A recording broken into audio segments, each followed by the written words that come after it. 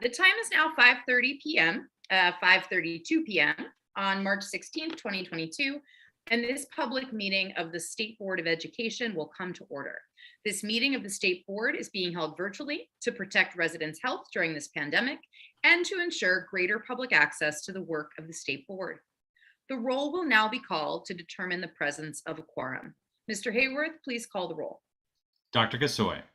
Present. Mr. Chang. Present. Ms. Wattenberg. Present. Dr. O'Leary. Here. Mr. Parker is absent. Dr. Sutter. Here. Ms. Thompson. Here. Dr. Reed. Present. Mr. Patterson, I believe, will be joining us later. Ms. Lopez. Ms. Johnson. Ms. Birnstad. Present. Ms. Bright. Present. Madam President, you have quorum. Thank you, Mr. Hayworth. Quorum has been determined and the State Board will proceed now with the business portion of the meeting. Members, we have a draft agenda before us. Are there corrections or additions to the agenda? Seeing no changes, I will entertain a motion to approve the agenda. So moved. Thank you, Dr. O'Leary. Is there a second? Second. Thank you, Representative Wattenberg. The motion being properly moved and seconded, I'll ask for the yeas and nays. All in favor, say aye. Aye. Aye. All opposed, say nay. The motion is approved. We now have the minutes of our March 2nd working session. Is there a motion to adopt the minutes? So moved. Thank you, Representative Thompson. Is there a second? Second. Thank you, Dr. O'Leary. The motion being properly moved and seconded, is there discussion? Seeing no discussion, the motion is on adoption of the March 2nd working session minutes. I will ask for the yeas and nays. All in favor, say aye. Aye. Aye. All opposed, say nay. The motion is approved. Good evening. My name is Jessica Sutter.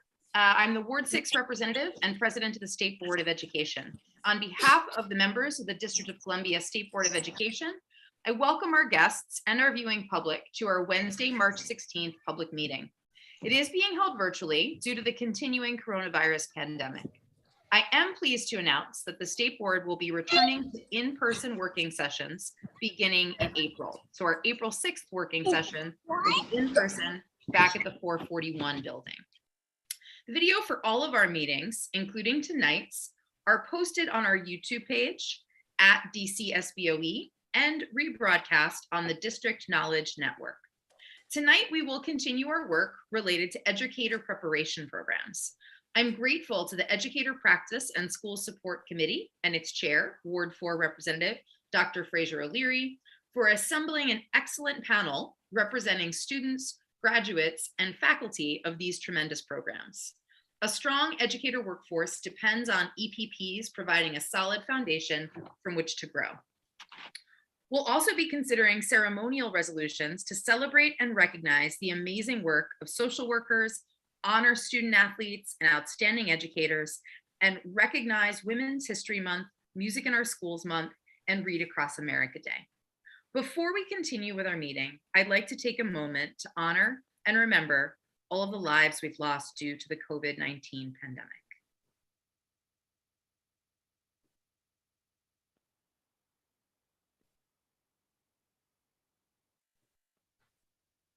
Thank you. All of these lives are precious and deserve to be honored. I'll now turn to the State Superintendent, Dr. Christina Grant, for any opening statement she has tonight. Good evening, everyone. Thank you, President Sutter. It's really good to be with you all this evening, and it's not lost on me on all the work that we will be engaging in the coming months. And so I'm excited to give you these updates and just thank you for your collaboration and your ongoing partnership. AFSCME continues to do its work to make sure that our students are safe in school from COVID-19. We're happy to see, so happy to see that the city is beginning to see signs of normalcy. And we are now engaging in new energy after the Omicron surge this winter Spring is right around the corner, which is always a time of new beginnings. After a long winter, a truly long winter, I hope that our students, our staff, and our education stakeholders are taking a moment to rejuvenate and find some time that truly sparks some personal joy, as we've had an enduring couple of months. So I hope everyone's taking time to reflect and restore. We know that COVID-19 is still with us. It's still present in our community, and we should take reasonable precautions to keep us safe, but allow us to return to the lifestyles that we enjoyed prior to the pandemic. To that end, DC Health announced that guidance would be given to local education agencies, our schools, the option of requiring masks for students and staff. Many have made the decision to relax those requirements. To be clear, staff and students may continue to wear a mask if they choose. Yet, we have not ended our testing efforts in schools. We will continue our asymptomatic and symptomatic testing efforts throughout the remainder of the school year, and we will continue to provide rapid tests for schools after break. We will continue our rapid test distribution for staff and pre-K students as well. We are pleased to see the significant decline in spread of COVID in our community, but should rates increase, we will not hesitate to respond accordingly. As you all as members know, OSCE and the State Board of Education participated in a hearing last week on the School Attendance Amendment Act of 2021.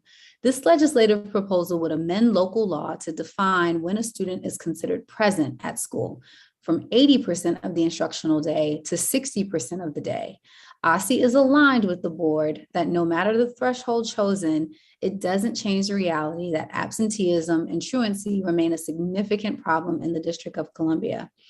I testified at the hearing that OSCE did not need legislation to make this change in the definition of present. To that end, OSCE is open to making the change through a rulemaking for the 2022-23 school year. We anticipate working with the board on this rulemaking in the coming months. I was pleased to make my staff available to you all at the March working session to outline our path forward on revising the statewide accountability system. I understand that this is of paramount importance to the board, and I am glad that we are finally aligned on the steps that we will take to move forward in the work. We are beginning meetings with LEAs and focus groups with stakeholders on revisions. I want to take a moment to thank the board for sending us a robust list of groups to include in our engagement efforts, and we will take it under advisement. In my most recent meeting with leadership, President Sutter raised the board's request for updates on our engagement efforts. I'm amenable to that, and my staff will update you at the May working session. We further aim to present our final ESSA amendment in June with a vote planned for July, so we can submit our amendment to the United States Department of Education in time for the start of the school year. Thank you for the feedback, collaboration, and engaging in needs of the board so that we could respond accordingly. Finally, last but certainly not least at all, top of mind for me and many others at OSCE, I haven't forgotten about our work on social studies. I continue to say that it's the right work at the right time, and it's moving in the right direction. We aim for our public comment period on the technical writing committee's draft of the standards to begin in April and to last through May. As you can see and have heard, we have a lot of work before the board in the months ahead. I really look forward to our continued partnership as we navigate the next set of months on standards, our framework, keeping our schools safe and open as we navigate our war with our microscopic enemy, and as we align on attendance policies for the upcoming school year.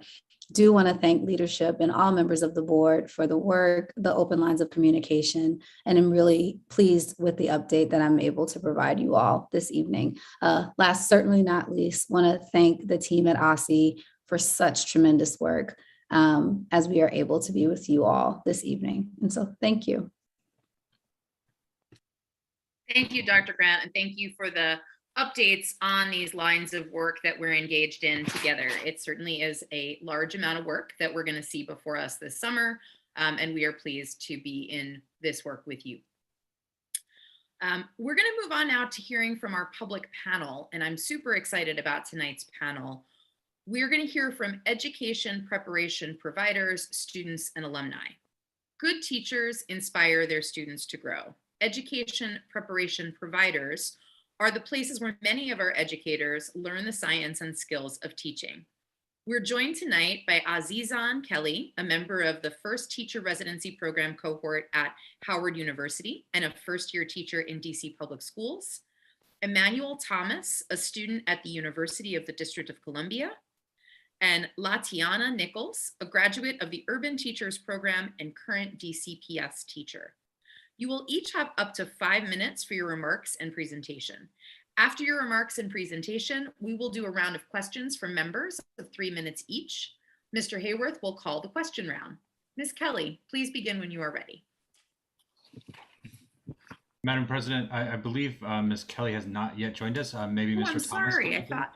Yep, all right, well, let's then, if it's all right with you, Ms. Nichols, can we begin with you? Yes. Thank you, Ms. Nichols. Good evening. My name is Latianna Nichols. I was born and raised in Miami, Florida. I am a proud Moton Elementary School second grade general education teacher. Go Panthers. I identify as a Black female leader as well as an urban teacher fellow that is committed to dismantling academic inequities in historically marginalized neighborhoods of Southeast Washington, D.C. I moved to Washington, D.C. in 2017 and joined one of the most renowned and spectacular teacher preparation programs in the country, Urban Teachers. I believe every new teacher entering an urban classroom should have the level of preparation and support that I had. I am incredibly honored and humbled for this opportunity to share my experiences with you this evening. I chose Urban Teachers because I wanted master's degree coursework that would connect directly with my classroom experience. Urban Teachers is rigorous and grounded in clinical work, which is taken seriously. I knew that I was receiving a quality education with a support team of coaches, faculty, and staff that values community, resilience, passion, and hope. As an urban teacher, I spent my residency year building my toolbox and preparing to be a lead teacher. During that experience, I learned that I was allowed to make mistakes and grow from them, and that being flexible would strengthen my ability to lead instruction and meet the needs of my students in my classroom. My clinical experience in the classroom, coaching, and coursework heightened my level of commitment to education and ensured that I was ready to take on the challenges of being a teacher. Urban Teachers valued me as a part of a large community and stressed a commitment to urban education. Receiving coaching for 3 years gave me support through various trials and tribulations that come with being a new teacher. My coaches went above and beyond. They came to my home to work with me, coached me through challenging times, and became true thought partners. My coaches supported me academically and clinical fieldwork, and most importantly, as a human. They were understanding, patient, and empathetic, but also held a high bar to make sure I was demonstrating culturally responsive teaching ability in the classroom. Thank you to my Urban Teachers coaches, Lenza Fufa and Shireen Holmes, for the incredible support you have given me over the years. Urban Teachers modeled my work ethic, which prepared me for all I must juggle as a teacher and leader.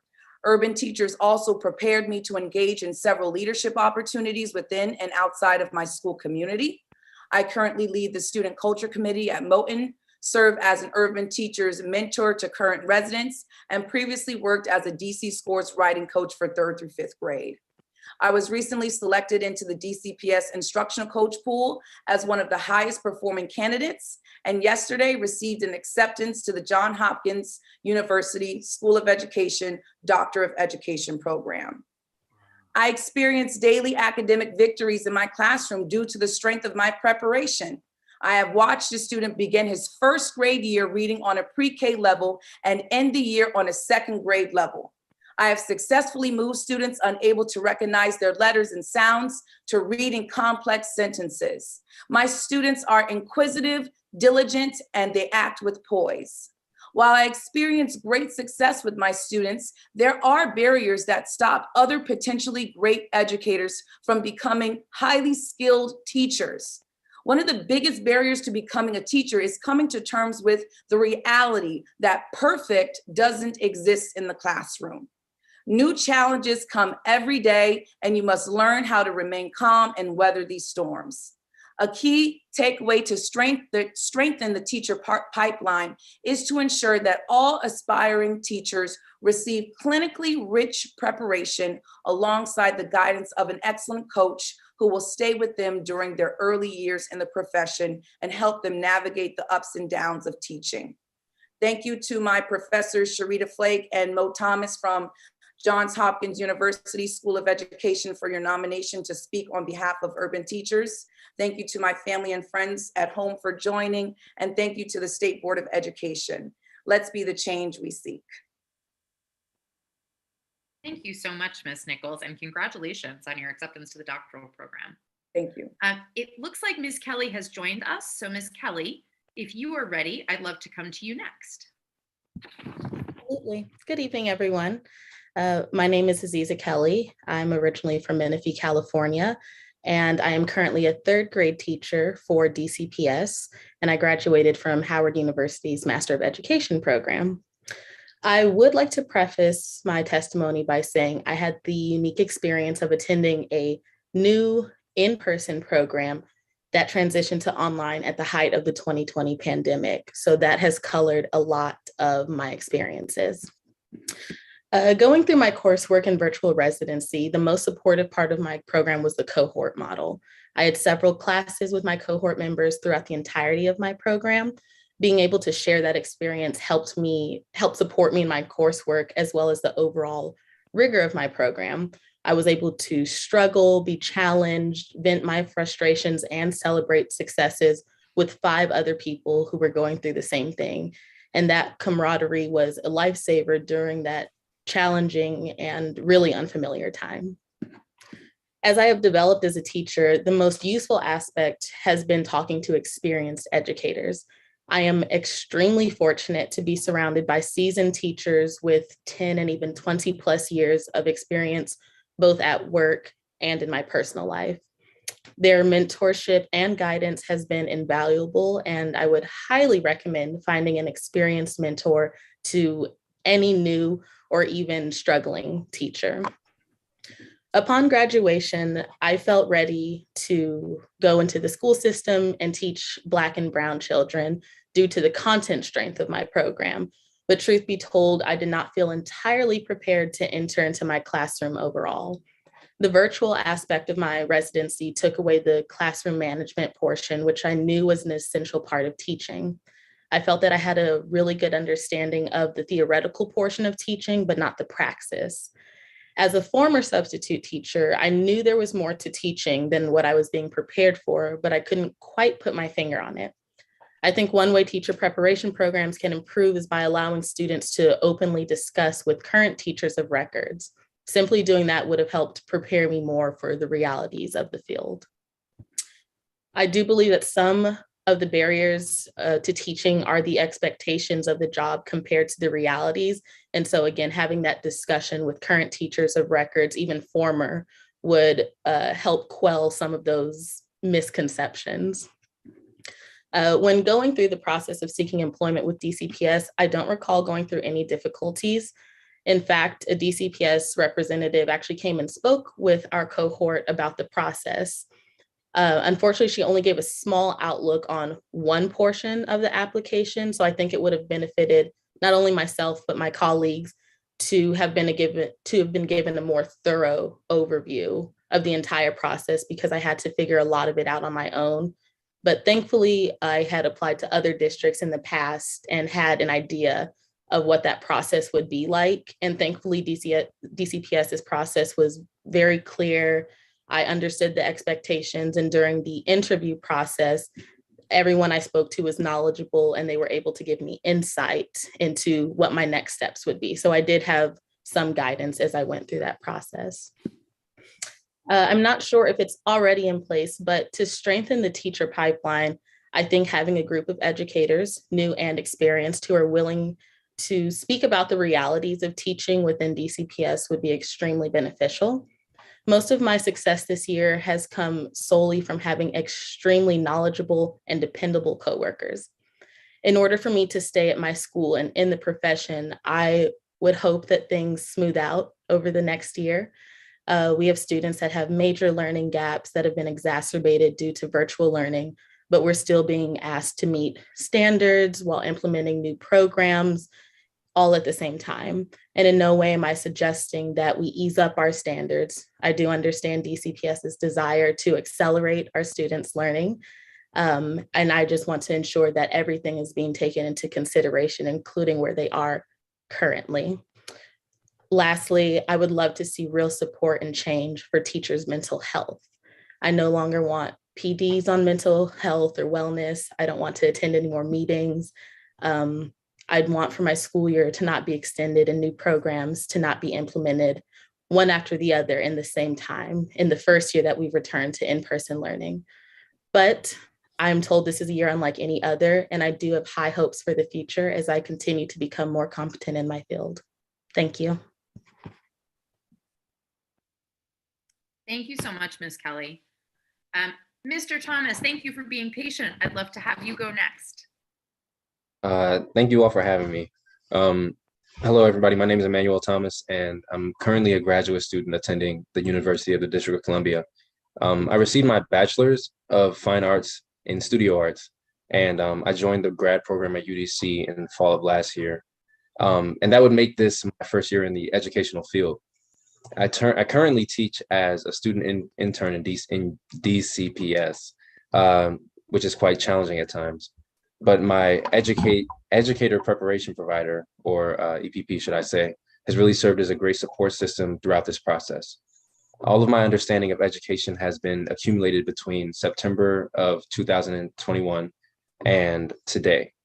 And UDC's ability to recognize, acknowledge, and provide proactive and effective strategies to address areas that I need to focus on as a novice teacher in order to successfully thrive in the educational field is honestly more than I could ask for. They challenge me as a teacher to think beyond what I see in the classroom, to understand students on a cognitive level and their various cultural backgrounds. They also provide meaningful resources of information in order to, well, for me to glean from so that I'm able to improve my teaching practices. One thing that stands out to me a lot is how the teachers meet students where they are and how compassionate and understanding of the students' varying situations they are, and how they provide strong support and encouragement to make sure students know that they have help throughout the process of developing as a teacher in general. UDC equipped me with a multiplicity of tools and methods on how to teach in an effective manner, but entering the school as a student teacher gave me experience. It gave me a place to practice these principles I was being taught, to reflect on the implementation of strategies we read about in class constantly. There's a multiplicity of situations where I was speaking with students or teaching a certain subject where in the moment, something that we read would actually come to mind, and I was able to enact a strategy in a proficient manner due to how it was taught to me. And I'm just really grateful for the fact that we had the sources that we had in the classes that we took in that program that I'm still in. So it gave me a place to practice these principles that I was being taught, to reflect on the implementation of strategies we read about, and to help create a love for learning within the students. UDC did a great job in preparing me for the classroom. I entered the classroom environment with no teaching experience, and surprisingly, I was not nervous. When the situations in the classroom would arise, I would remember the meetings, the readings, and conversations we had in class. I had help from my partner teacher and learned a tremendous amount of information from her as well. Still learning to this day. One of the biggest challenges I believe we have as teachers, it's kind of hard to speak as a whole, so I'll speak for myself currently. One of the biggest challenges I have as a teacher currently is teaching students to critically reflect. And I believe for teachers and students that it's vital that we're taking time during the day to critically self-reflect, that we're asking ourselves as teachers how we can improve instruction and student engagement throughout the day, so we're enacting strategies as we're going throughout the day. Another question is how we could go about presenting certain information differently, thinking about ways to create a safer classroom environment or how to build on something going well. I believe that critical self-reflection allows us to take a step back to think about what's going well and what's not going well. But in order to teach students how to critically self-reflect on ways to better themselves as students, we must first reflect on our own practices as teachers. Thank you, everybody. Thank you so much, Mr. Thomas. Mr. Hayworth will call the question round. And I'm going to turn that to him. There's a question in the chat, though, that I'm happy to offer as voiceover before we start that. The question was from Representative Wattenberg, and she asked that I ask each of the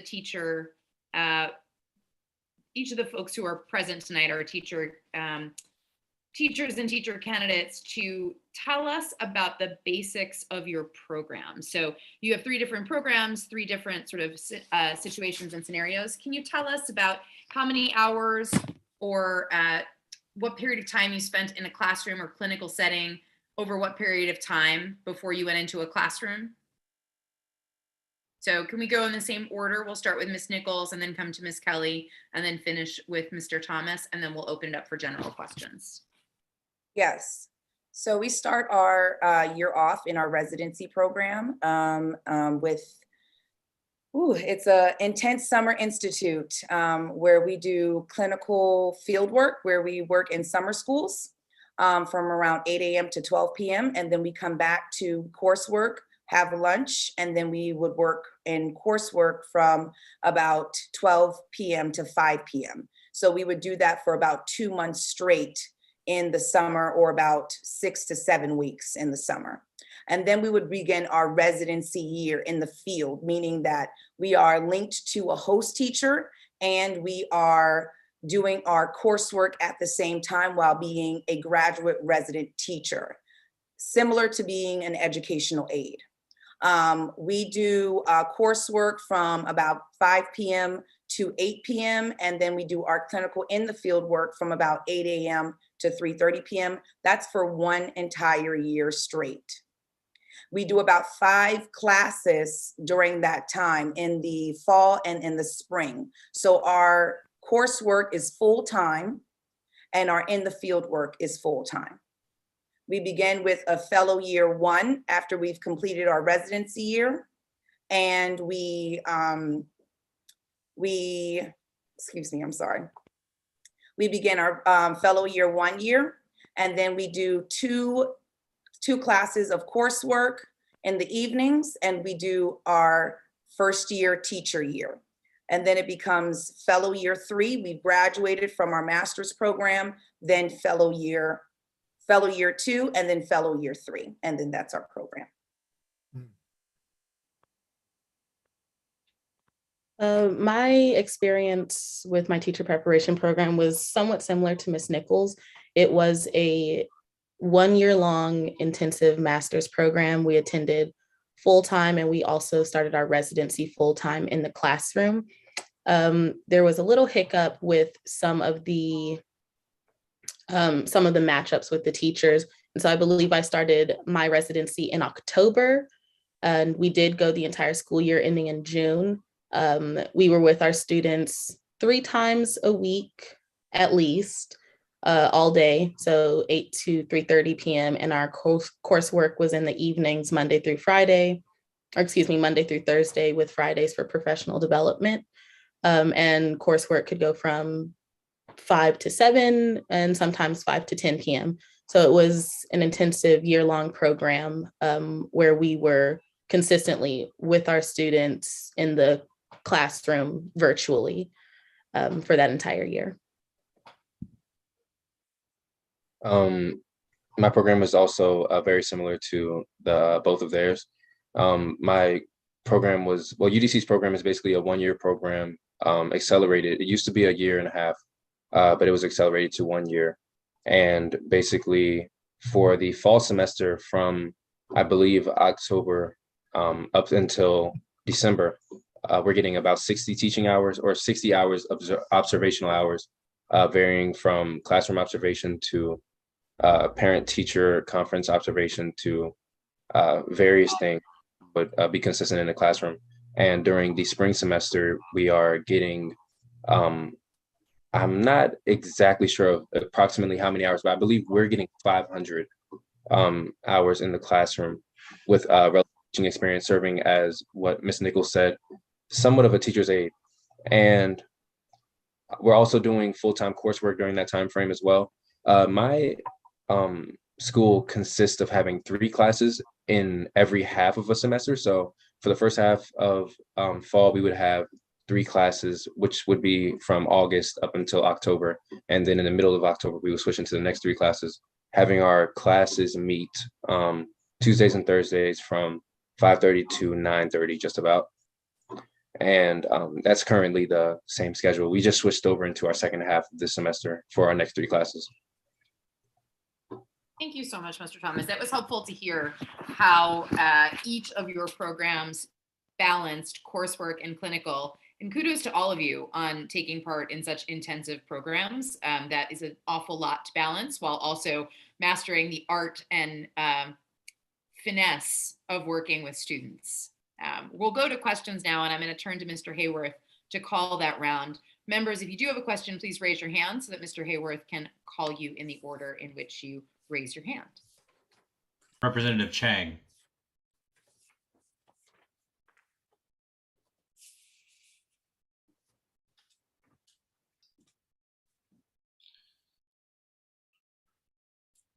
We'll skip Representative Chang for the moment and Representative O'Leary.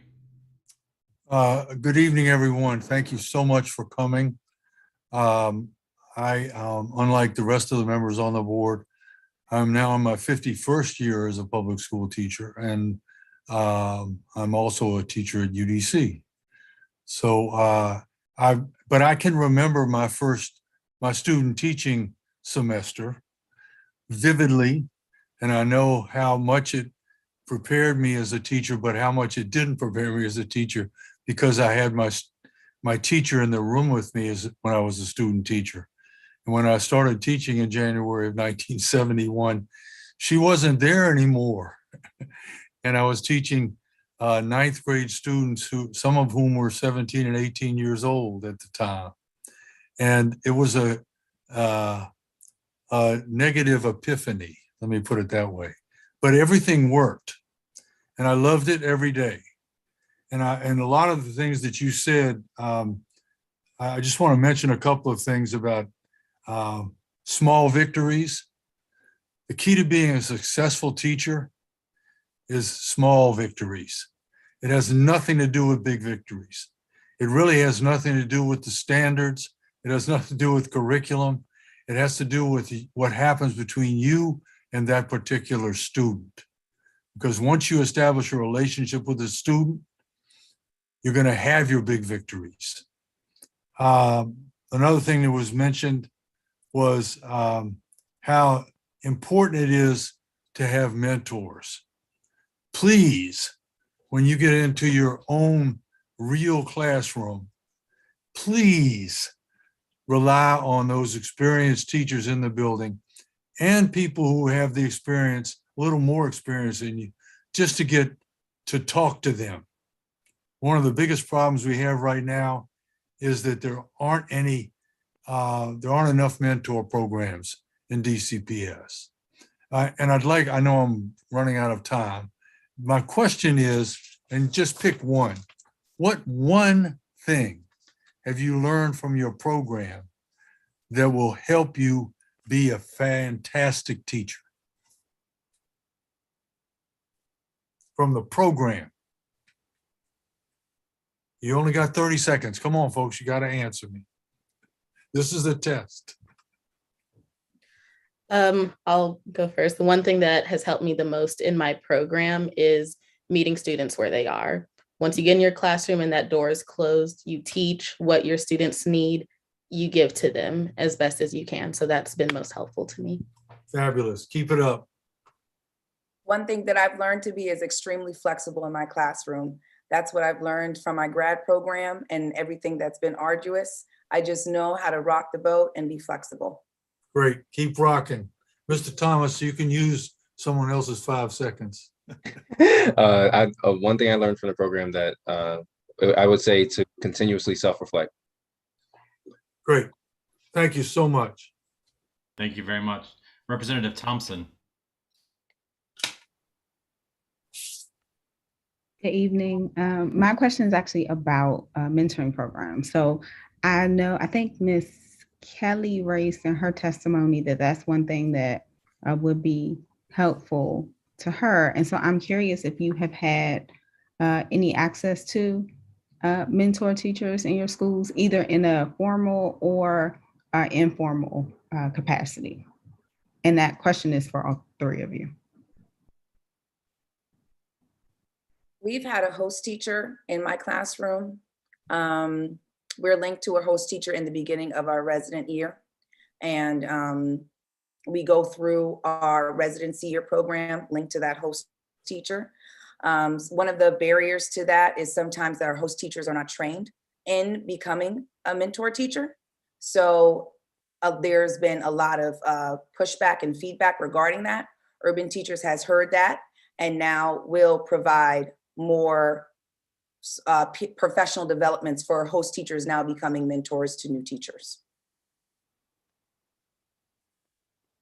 As far as myself, my school does not have an official mentorship program, but I took it upon myself to speak to the teachers on my floor because I work very closely with two teachers that both have over 20 years of experience. And that does not include in my personal life where the educators have 20 and 30 plus years of experience. So no official program I've not had access to, but thankfully the individuals are there. I'm not sure if our school has a designated host teacher, but I do have teachers that, not a designated host teacher, but a designated mentor teacher. But I do have mentors that I am able to go to in my cohort, as well as my mom, who has almost 20 years of teaching experience as well. Thank you. And Ms. Nichols, I guess future Dr. Nichols, it sounds like your host teacher was through your EPP, not necessarily through your school. Is that correct? Yes, that's through our educational program. Exactly. Mm-hmm. And we actually are starting, they're starting a mentor pilot program, and I'm one of the mentors to the residences. So that's something new that they've heard that students need more mentors in the program because it's so hard. And so they've asked veteran fellows to become those mentors. And I have 3 mentors now that are residencies. Thank you. I yield my time. Thank you. President Sutter, if you don't mind, I'm going to see if Representative Chang is available to ask. Yes. Can you hear me? Yes, we can. Go ahead, sir. Great. Thank you. Thank you for the 3 of you for joining. I'd be curious to hear how your experience compares to the colleagues that you've been working with within DCPS. And also, if you could touch on the cost of the program you attended and what scholarships were available to you, that would be helpful as well.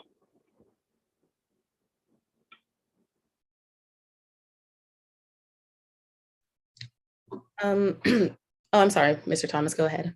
No, it's okay, you go ahead. My experience compared to my current colleagues are a bit different. Most of them went through teacher education programs in their undergraduate career.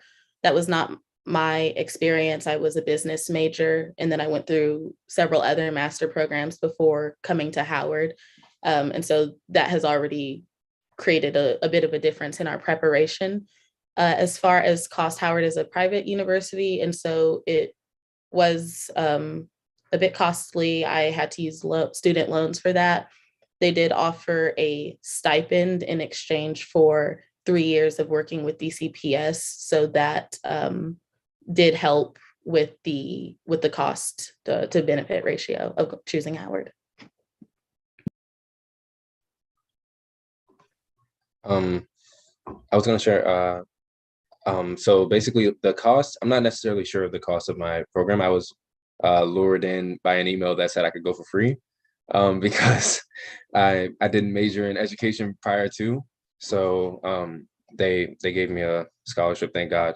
And my colleagues, My experience differs from theirs due to the fact that they work where they are placed. So their partner teachers are actually their coworkers, and they were there basically since the beginning of the year. And the place that I'm placed at, I was placed at later on in time. My colleagues have not really experienced anything quite intensive before in their educational endeavors. When we talk about urban teachers, we really speak on the rigor of the program. Most of my colleagues went to undergraduate school and then went straight into the classroom after undergraduate and got their bachelor's degree. Some of them went to get their master's degree without going to a teacher preparation program.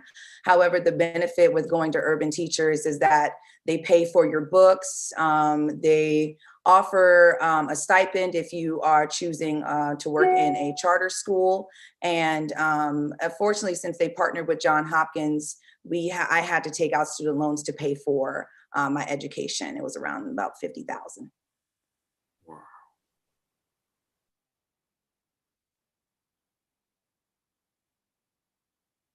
Thank you very much. Representative Wattenberg. Hi, everybody. And I'm so happy that you're here tonight. It sounds like you work awfully hard. So I'm very appreciative that you're able to stay awake and come join us tonight. My question, let me see if I can formulate this.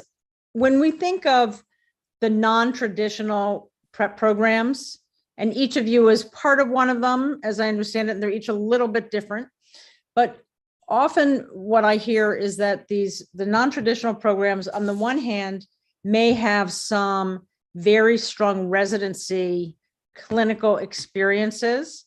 And as some of you have said, some mentor experiences that the undergrad students may not have in the same intense way. And at the same time, and part of that helps these teachers know what they're getting into and therefore stay longer. Know what they're getting into, want to stay and do well at it. But on the other hand, people who go through the undergrad program, they get into the schools, their intention is to stay for a career, as opposed to people who often come through the programs where the intention might be to come in to stay for a much shorter time. And I just wonder if you can comment on that. And anything about that sounds right? Does it sound completely wrong? When you think of yourself versus others?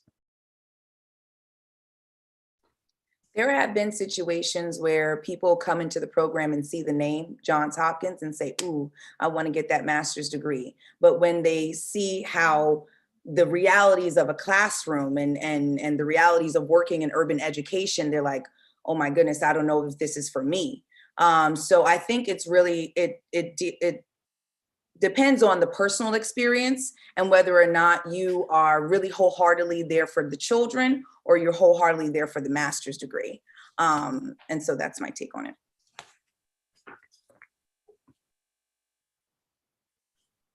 Aziza, you want to go next? Yes, I agree with Ms. Nichols. I believe it truly depends on the individual and what their intentions are and their personal and professional goals are. I have friends who started off in undergrad teaching and they are still in the field. And then I have other friends who have decided now to leave. So I think that it truly depends on the person and their intentions and their goals and not so much just the program of preparation. I also think it has a tremendous influence on their decision when you're coming from specific schools. So certain areas of DC. So some schools may be harder to teach at due to the leadership of that school. I've learned a lot about how hard it is to work under principals that are less understanding of their teachers. And this is all from ear because this is, of course, my first year of teaching, but this is things that I've heard. And I've heard how hard it is to work under those conditions. And I would say that with lesson planning, when you're finding out the things behind teaching that you're not just hearing in the classroom, but you're experiencing it firsthand, I think that also plays a large role in reason to support what the two women just shared. Thank you Thank you very much. Representative Gasoi. Thank you, and thank you all for being here, and thank you all for choosing to teach. I guess my question is, in your teaching preparation program and or your current setting in your schools, have you experienced anything related to or any innovations or changes to the way things are done because of the pandemic that you would recommend continuing with as we hopefully exit the pandemic? And I just want to add one more thing, which is there anything, especially like you're experiencing in your schools, that you think should inform changes or additions or changes to the way things are done in your teaching program?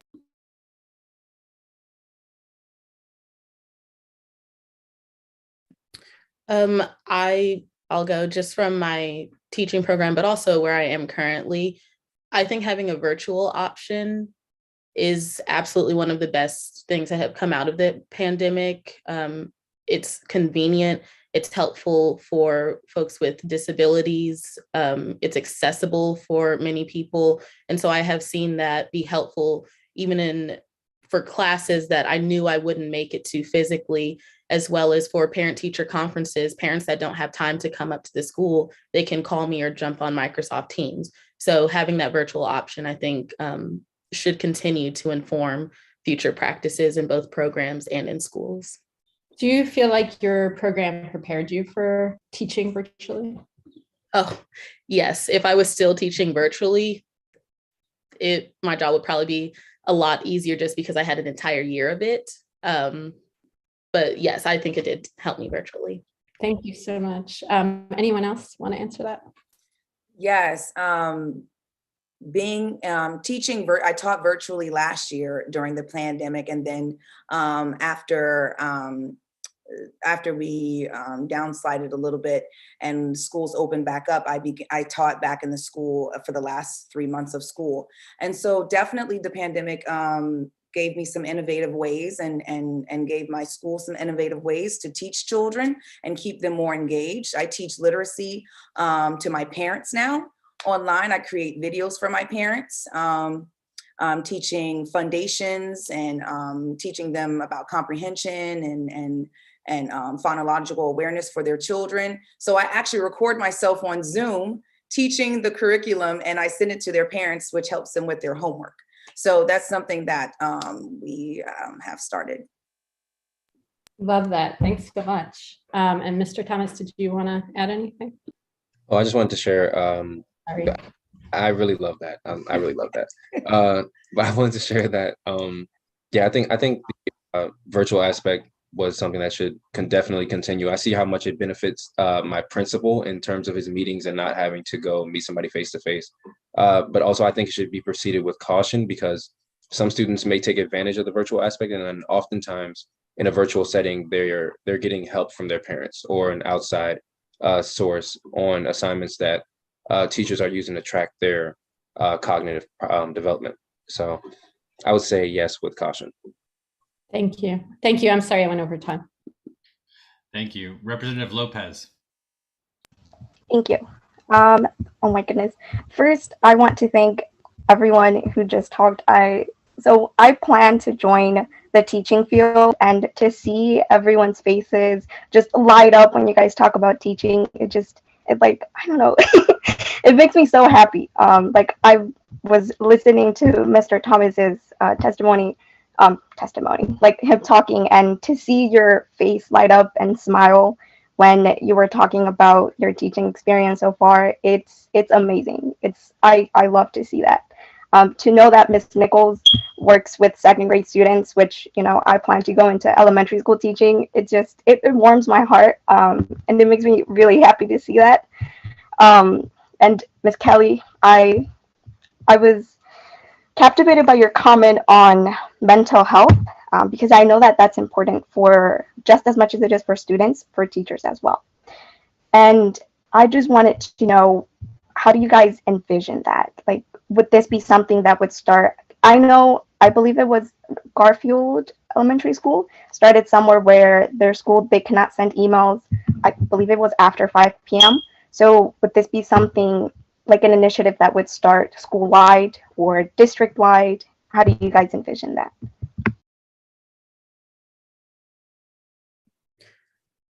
I definitely think that it could start school-wide, and with some time, schools could begin sharing practices that work best for them, especially if teachers are sharing what works for them. I have learned from my mentor teachers, after a certain time, you do not answer emails, you do not do any work.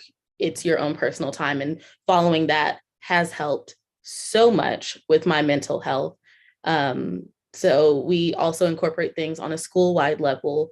We have moments of mindfulness, our entire school, every morning at 9 a.m., where our students work on breathing techniques or calming techniques so that they can center themselves for the day. So I do think it could start on a school level and eventually move up to district level.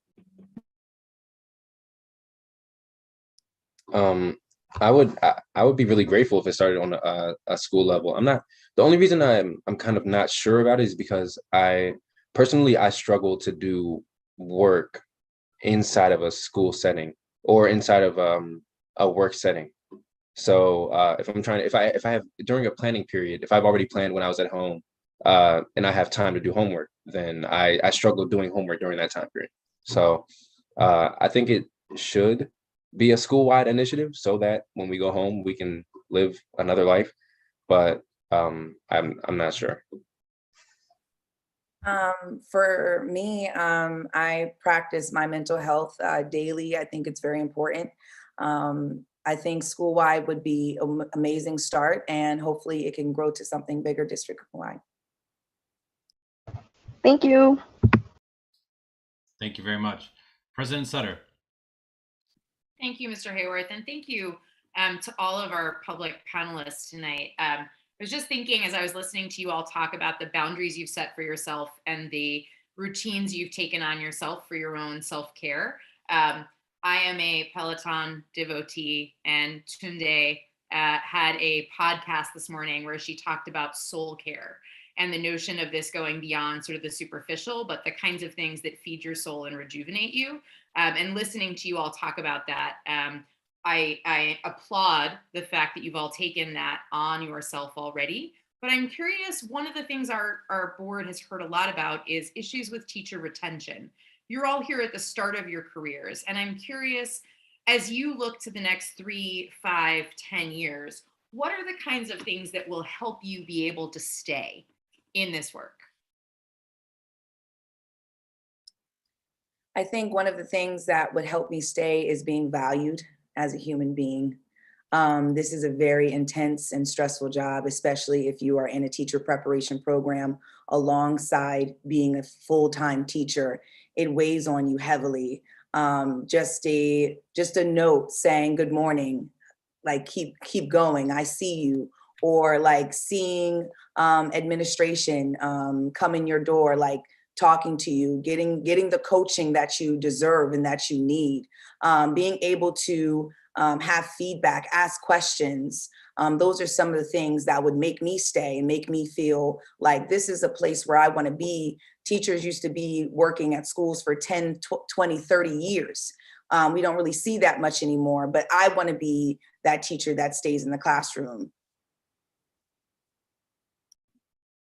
I echo Ms. Nichols' sentiments completely. I think being valued as an educator, not just my time, but my experience when we speak to people about what we think is best for students, not only just being heard, but having what we're saying being implemented would be extremely helpful when it comes to certain programs with DCPS. Teachers have said time and again, hey, I don't think this is as beneficial to students, or we don't see the value, what's going on, and we don't see progress. So being heard and having action taken, I think would really help with teacher retention. I also think having a strong team would help. And by that, I mean surrounding that teacher with other teachers that are, it builds on the valued aspect of being a teacher. I would say that having a strong team that is able to help you, just as Miss Nichols said, when you're able to ask questions, and when I would say people that make it feel less like you're working and more so like you're pouring into children. You know, you're teaching, but it doesn't feel like a job. And I would say the less it feels like a job, the more likely you are to have fun, to stay in an environment where you feel welcome. Yeah, thank you all so much for that. We do have some additional time, so we'll do a second round of questions if members have additional questions. If members who didn't get a chance to ask a question in the first round want to ask one now. Representative O'Leary. It's all about maintaining the zest.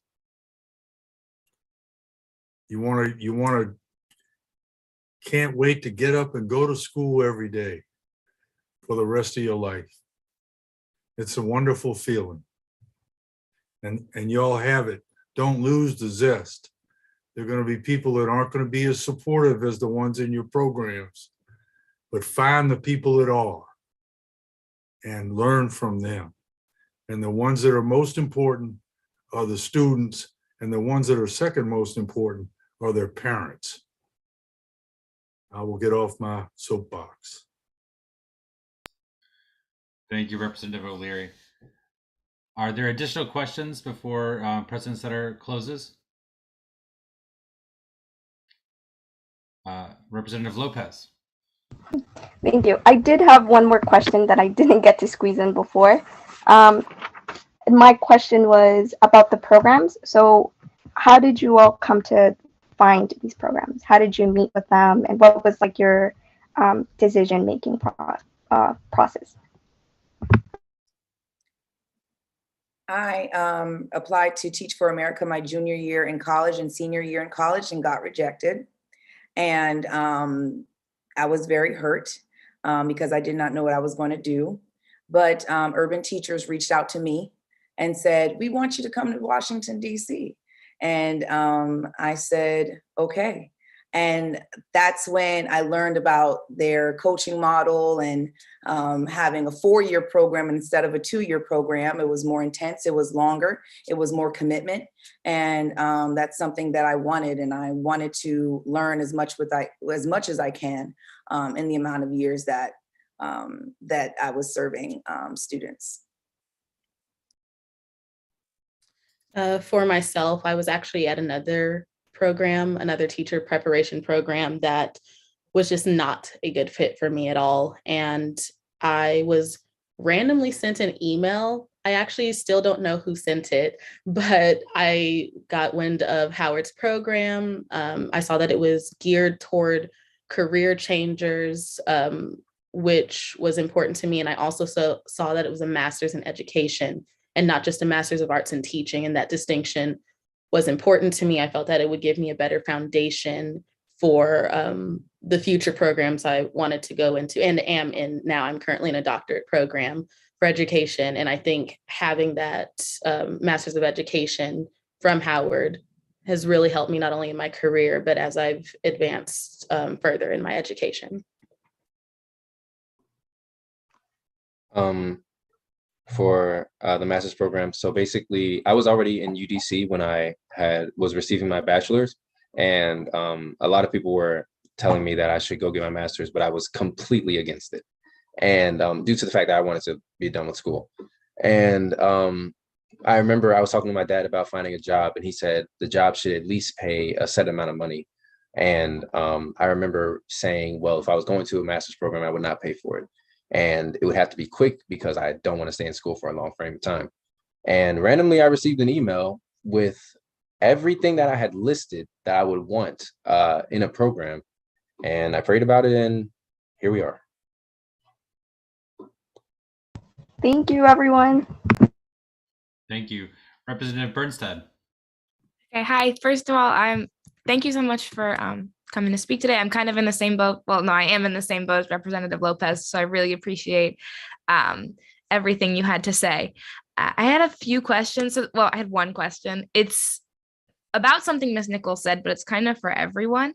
So I know you were an urban teacher fellow. Can you kind of talk, and I know you mentioned this a little bit, but kind of about why it's important for teachers specifically to go to programs that teach about teaching in an urban area, if that makes sense. And I'm sure that because these programs all happened in DC, a lot of them are centered on like how to teach in urban communities. And if you could just speak to the importance of like urban focus, that would be really great. Yes, it's in the name, urban teachers. Why is urban teachers called urban teachers? Because we work with predominantly urban students. A lot of these students come from impoverished backgrounds and also suffer from trauma and grief. And it's really interesting because we have to take on culturally responsive teaching. We teach to meet their needs. Are they in the text? Can they see themselves in literature? Can they see themselves in math? So I think that urban teachers did an amazing job and teach us how to teach Black and Brown students, because I believe that our Black and Brown students are so unique and so beautiful and bold, but they have to have a certain articulation that meets them. I again agree with Ms. Nichols completely. I think it is imperative that teachers are trained on urban populations because that needs to reflect who they're going to be seeing. Those are their students. And a lot of times it's not always they're not always from the same background. And so you need to have an understanding of where your students are coming from. What are their different cultural aspects? Like Ms. Nichols said, they need to see themselves in the literature. They need to see themselves in the math examples, in the names that you use, in the music you play to welcome them. And so I think having that preparation specifically in the urban area is imperative. I think that it's similar to how we teach children, and we're basically teaching them so that they're successful in the society, and we call them our future, how they're going to end up forming the world around us today. And if we're giving them tools that aren't inducive to the environment that they're going to be going into, then we're preparing them to fail. So I would say learning from an urban school how to teach in an urban environment is necessary, and also it makes sense due to the fact that you're actually about to end up in an environment. What they're preparing you for is that exact environment. Okay, I know that's my time. Thank you so much for your answers. Thank you very much. Representative Johnson. Hello, I really just want to thank you all for being here. I think it's so vital to hear you guys' experiences. And I think my question for you three today would be, if there was one thing that you could change about your program, what would it be? And also, this may be totally off topic, but how has your experience of being in these programs really shaped how you are as a person and how you view the world and education today? Thank you. It has made me become a researcher. I research everything now. I'm so skeptical about things. I want to teach my students to question everything that they read, everything that they see. So that's something that this program has done to me. It's made me a researcher, it's made me a thinker. The other part that you stated, can you repeat that? I'm sorry. What's one thing that you would change about the program? Yes, the money. I would say paying for my master's program was very expensive. So I would change the money aspect. For my program, I too would change the financial aspect. It was extremely expensive, well worth it, but expensive nonetheless. As far as how it's changed how I teach. First of all, I didn't think it would be possible to love 36 little humans so much, but I do, and that has really informed the way I teach, understanding who my students are as individuals and seeing them as individuals, as little people with their own personalities, their own will, has really allowed me to take a step back and not view teaching from an authoritative standpoint, but okay, let's learn together. Let's get you where you need to be in a way that benefits you best. So I think that's how it's changed for me. I would say that this program, I would say it's brought me to a deeper place more so than it's taught me. So the amount of pressure that this program brings due to the tremendous workload has brought me to a place where it's made me into a more disciplined individual, a more mature individual, I think more prepared to take on matters that are of a serious state. And I would say one thing, if I could change one thing about the program, it's kind of hard to find out. I really like this program. I don't know if you can tell, but I really like this program. I don't have anything to say that I would change about the program. I'm going to be honest.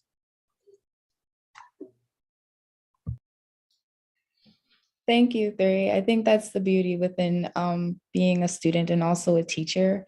There's a lot of different perspectives that you gain, and you can constantly see the world differently than what you first started as. So I think that's really strong. But thank you all for answering my question. Thank you. Representative Thompson.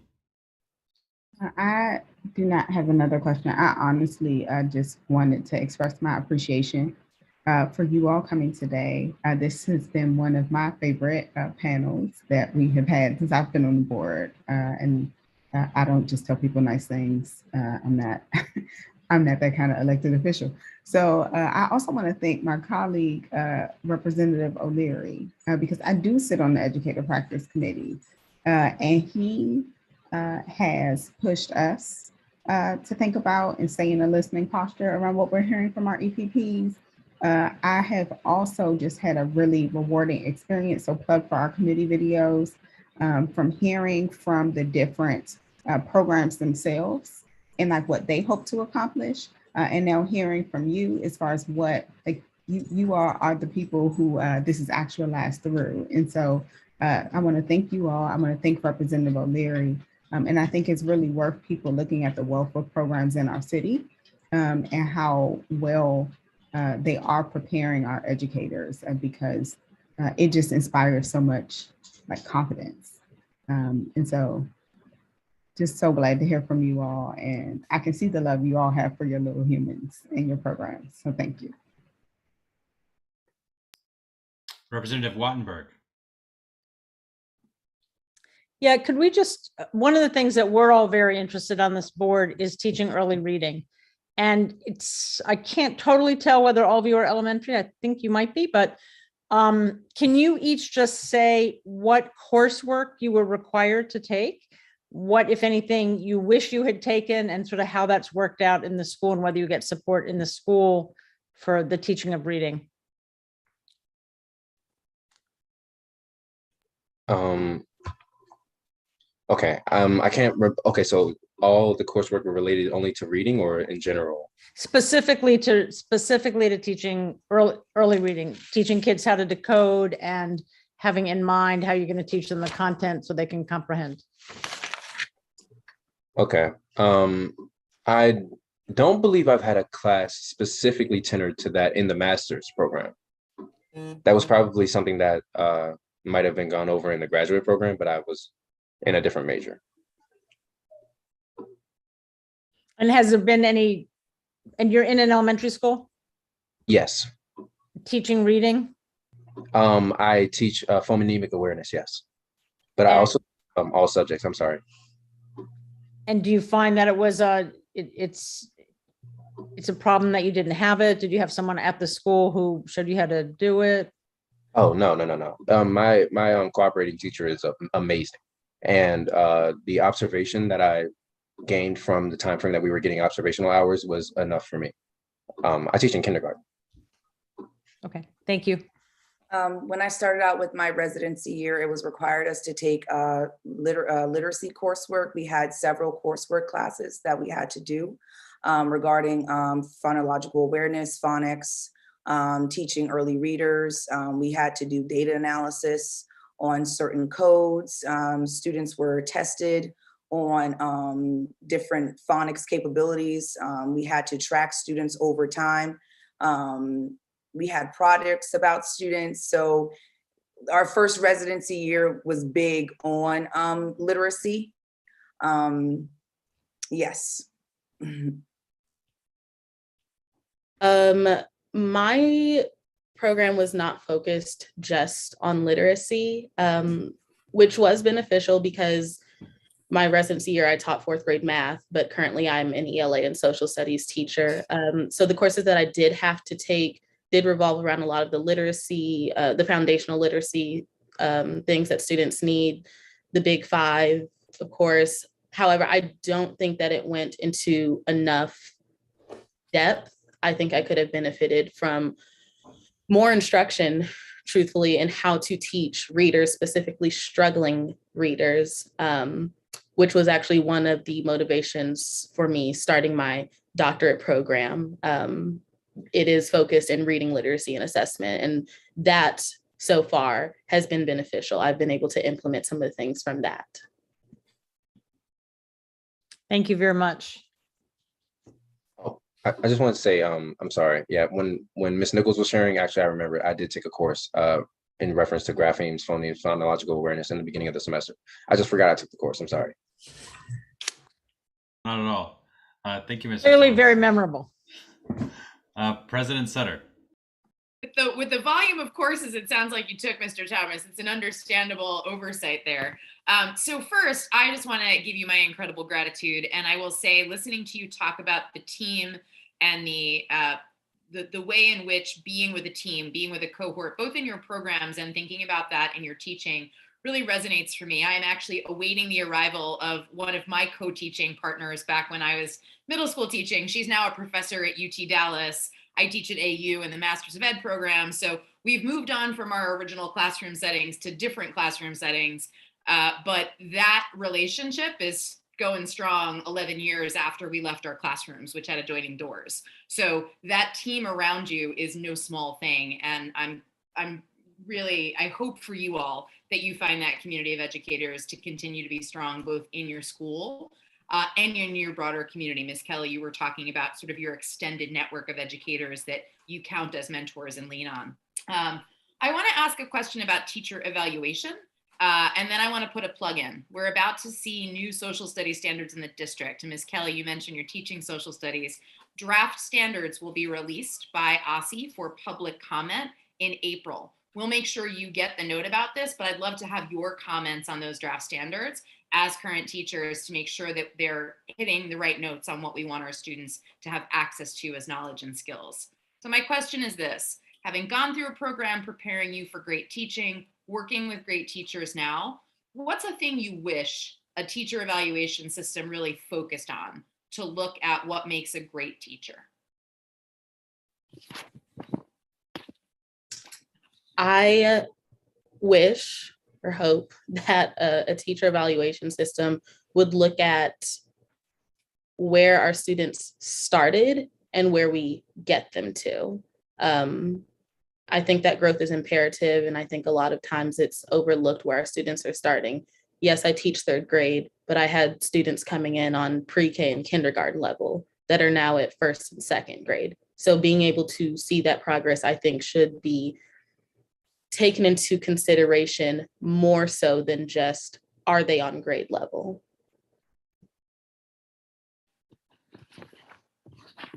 Thanks, Ms. Kelly. We use impact system in DC public schools. I think that what really would be beneficial for me is the actual facilitation of my teacher practice. Really being really diving deep into, are these methods, pedagogy methods, like, are you, can we back this up by research? You know, the things that you're doing in the classroom, is it suitable for these students? And that's something that I would really want to dive deep into. Thank you, Ms. Nichols. I wish that on the teacher evaluation, if there was a method in recording this or evaluating this, that there was a method of evaluating student inquiry or the promotion of student inquiry. Coming from an art background, I'm really big on creativity, and I feel like keeping the curiosity of children in mind and keeping that alive in students really helps them to be more creative and become more independent thinkers as they're more come up with more questions about their coursework. Awesome. Thank you all so much. And on behalf of the full board, we're so grateful that you took your time tonight to join us and to share your experiences in the programs, your experiences currently as teachers in classrooms. Thank you so much for your time tonight. Your experience and expertise were helpful to us in understanding both educator prep programs more fully, but also the work that our educator practice committee does on retention, on evaluation, on all the aspects of the teaching profession. So we're very, very grateful, and we invite you to log out of the meeting with our thanks to go do all the things we know you have to do. Have a wonderful evening.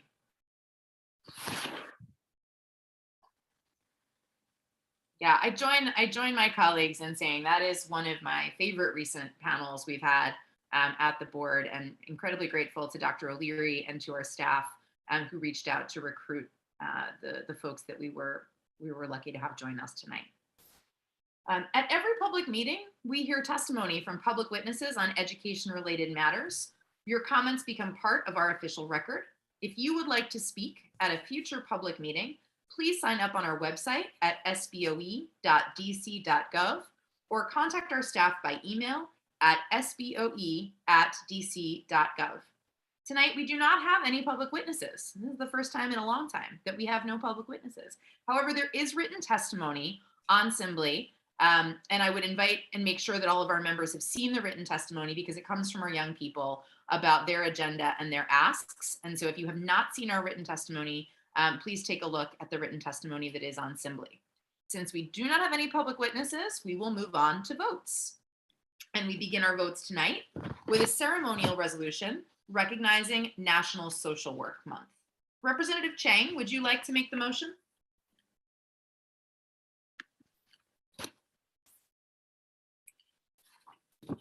Representative Chang says yes. Is there a second? Second. Thank you, Dr. O'Leary. The motion being properly moved and seconded, Mr. Hayworth will read the resolution. State Board of Education ceremonial resolution honoring National Social Work Month, CR 22-7, whereas March is designated as National Social Work Month by the National Association of Social Workers and was first organized in March of 1963, whereas the purpose of National Social Work Month is to celebrate, support, and uplift the profession of social work and to promote public participation in recognizing social workers as essential advocates and resources in their communities. Whereas in March 2022, the theme for National Social Work Month is "The Time is Right for Social Work." Whereas celebrating National Social Work Month this year particularly increases awareness of the ways that social workers have supported public needs throughout the pandemic, especially in our schools.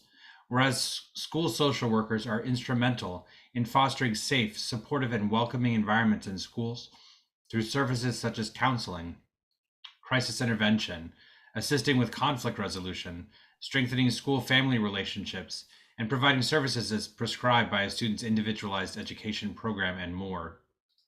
Whereas according to the Bureau of Labor Statistics, there are 720,000 social work professionals in the United States, with thousands of licensed clinical social work providers in the DC region. And now therefore be it resolved that the State Board of Education recognizes, supports, and celebrates the thousands of social work professionals in the district, especially those who support our families, students, teachers, and schools. Thank you, Mr. Hayworth. Is there discussion? Representative Chang. Great, thank you.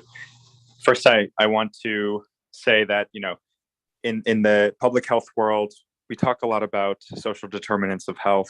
And I think that the basic insight there is that your health outcomes are not only what happens in the ER, but everything that leads you to the ER, right?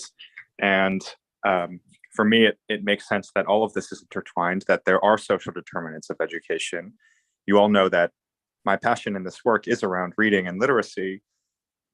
It's very hard to learn how to read if you don't have a stable home to go back to. And it's very hard to learn how to read if you are struggling with either physical or mental health. And so I find this piece fits into that broader effort. I hope that we can all work towards to be providing more holistic support for our students.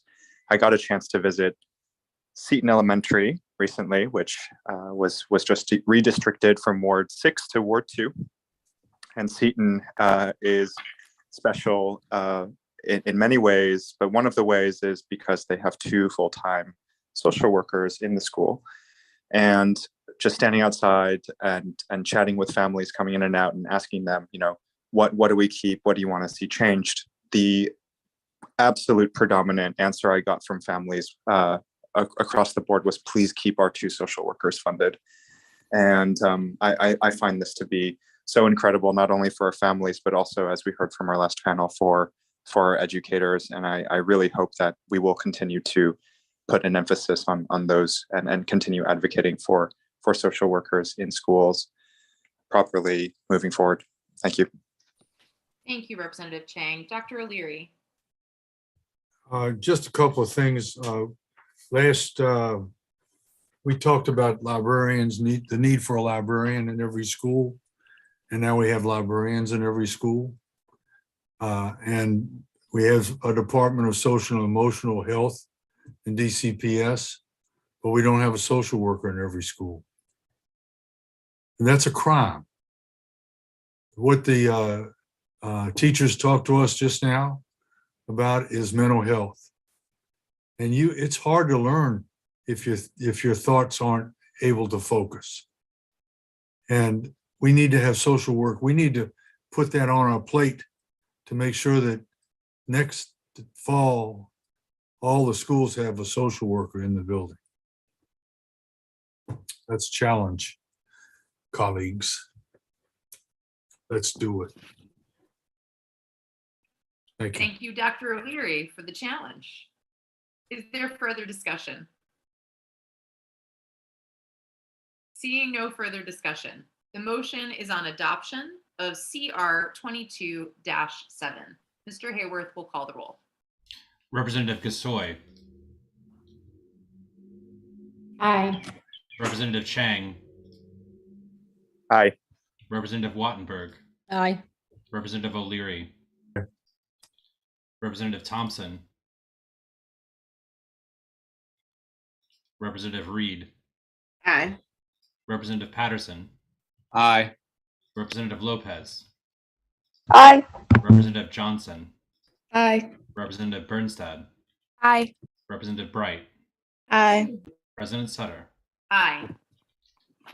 The resolution is approved unanimously. Thank you, Mr. Hayworth, and thank you, colleagues. Next up, we have CR 22-8, the DC State Athletic Association Winter Championships. Representative Patterson, would you like to make the motion?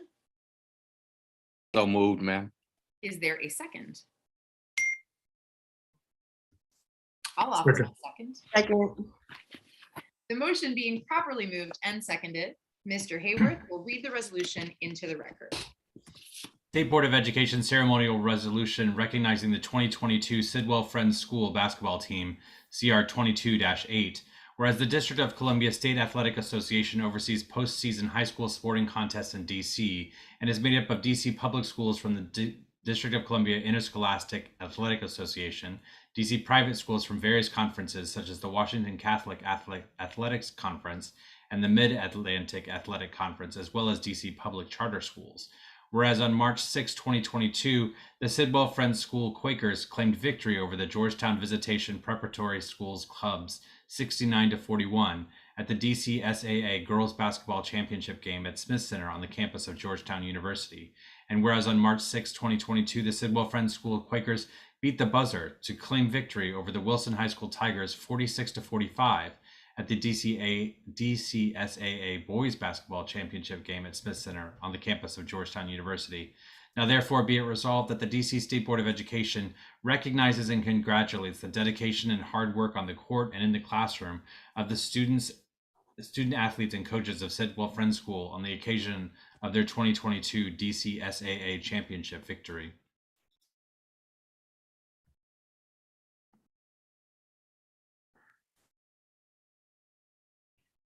Thank you. Is there discussion?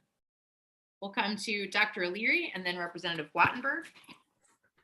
Congratulations to Sidwell Friends. Both teams deserved it, but I also want to commend all of the boys and girls that played basketball during the winter season. We had fabulous games and fabulous championships, and the charter championships and the DCSAA championships and the private school championships. So all of the athletes deserve the credit for the hard work that they and their coaches put in. Thank you, Dr. O'Leary. Representative Wattenberg. Yeah, I also wanted to congratulate the other teams that didn't win, and especially I was there at the game with Wilson, and we lost by 1 point. And I wonder, I guess we have a standard way of doing this, but it seems like we should recognize the other teams in there also that were in the championship. And so if that's simple to do, I would propose after this as a technical edit, the staff add in those other schools. If it's a big deal, I won't push it, but I certainly want to congratulate all the people that got there. And as Representative O'Leary said, everybody who participated. It was great. Wattenberg. Vice President Thompson. So Representative Wattenberg's comment triggered a thought for me. One is we can always introduce whatever ceremonial resolutions we want. I have Bard, who went a long way and was probably one of the most underrated stories of the season, given they have no home place to play. They have no facilities because they're operating out of an elementary school. I do feel a little sensitive to taking away any shine from Sidwell because they won. And so if they won, they won. I do think in the future, maybe we should think about multiple resolutions, or maybe a second resolution that does a more all-encompassing, but we have not been, like in the past, we have not, added people, had add-ons to resolutions. I do think it is worth thinking about, like if we could do like divisional, so like, how you see like the banners, like here are the divisional winners. Like, I think we should think about how to recognize everyone. I also don't want to, I want to, give Sidwell their shine, their fellow Quakers. I'm a Penn Quaker, but you know what I mean? Like, if you win, and you get the big trophy. I love this discussion, though, on how we make sure we recognize all of our student athletes. So I'm glad we've got this resolution. I look forward to opportunities for us to continue to recognize our student athletes around the city. And so seeing no further discussion, the motion is on adoption of CR 22-8. Mr. Hayworth will call the roll. Representative Gasoi. Aye. Representative Chang. Aye. Representative Wattenberg. Aye. Representative O'Leary.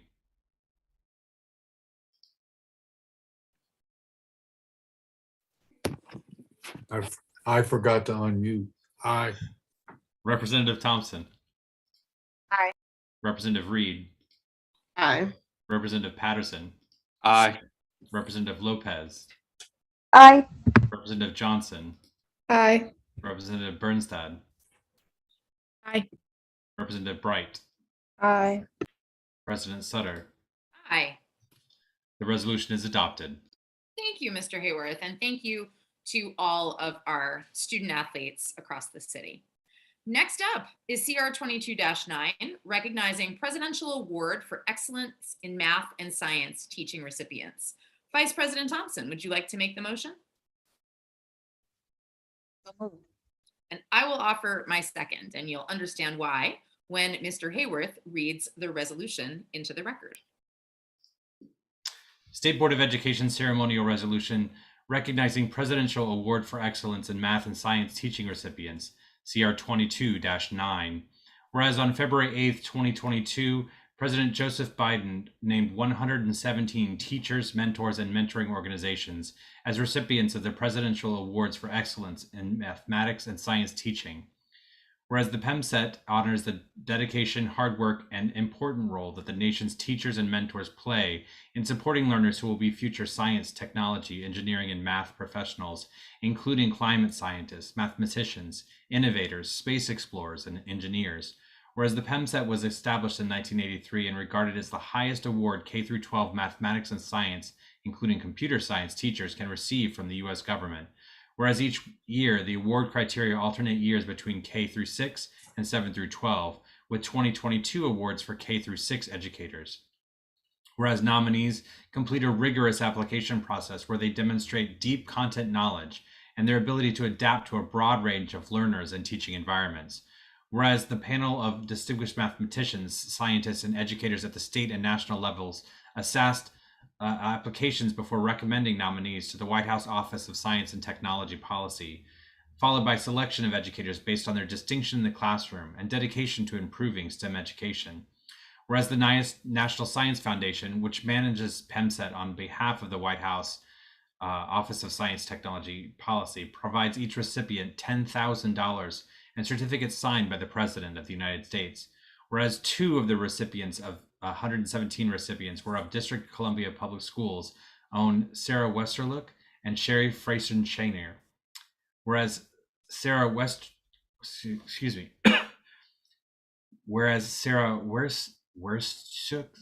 that is really hard for me to say today, I don't know why. I even practiced. Werstook came to Washington, D.C. as part of the Teach for America program and began her career as an early childhood teacher.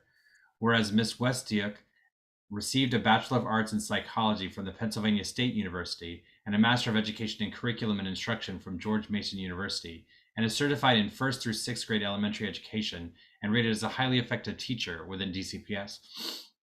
Whereas Ms. Westiuk has been a DCPS teacher for 14 years and currently teaches 5th grade mathematics at Brent Elementary School on Capitol Hill, working tirelessly to tap into children's natural curiosity and problem-solving abilities.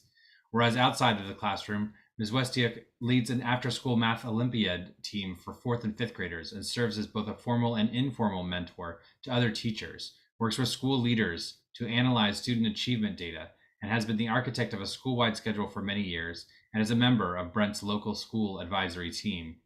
Whereas Sherry Freyson-Shanier has been an educator for 15 years, starting her career at Glendale Elementary School in Maryland, and currently is in her 12th year at Kimball Elementary School as a 5th grade teacher and STEM coordinator. Whereas Ms. Freyson-Shanier holds a Bachelor of Science, magna cum laude, in Human Development, a Master's of Education in Elementary Education from Howard University, and is certified in kindergarten through 6th grade education. Whereas outside of the classroom, Ms. Freyson-Shanier holds several leadership positions at Kimball Elementary, including chairing the school's personnel committee, LSAT, and an academic leadership team, while spearheading influential programs such as the Robotics Club, Science Fair, STEM Career Fair, and the STEM Expo. Whereas Ms. Freyson-Shanier was a DC Teaching Essential to Learning Fellow, which enabled her to spend time outside of the classroom engaged in professional development to understand and inform the role of education policies and programs designed to improve teaching and learning. Whereas in 2018, Ms. Freyson-Shanier was a finalist for DCPS Teacher of the Year, and in 2020, she was a finalist for the DC Teacher of the Year. Now therefore be it resolved that the DC State Board of Education recognizes and honors Sarah Westiuk and Sherry Freyson-Shanier for their significant contributions to public education and STEM in the District of Columbia, and thanks them for their service to the district students. Thank you, Mr. Hayworth, and thank you as always for taking on the job of reading our long, thoughtful resolutions aloud. Is there a discussion?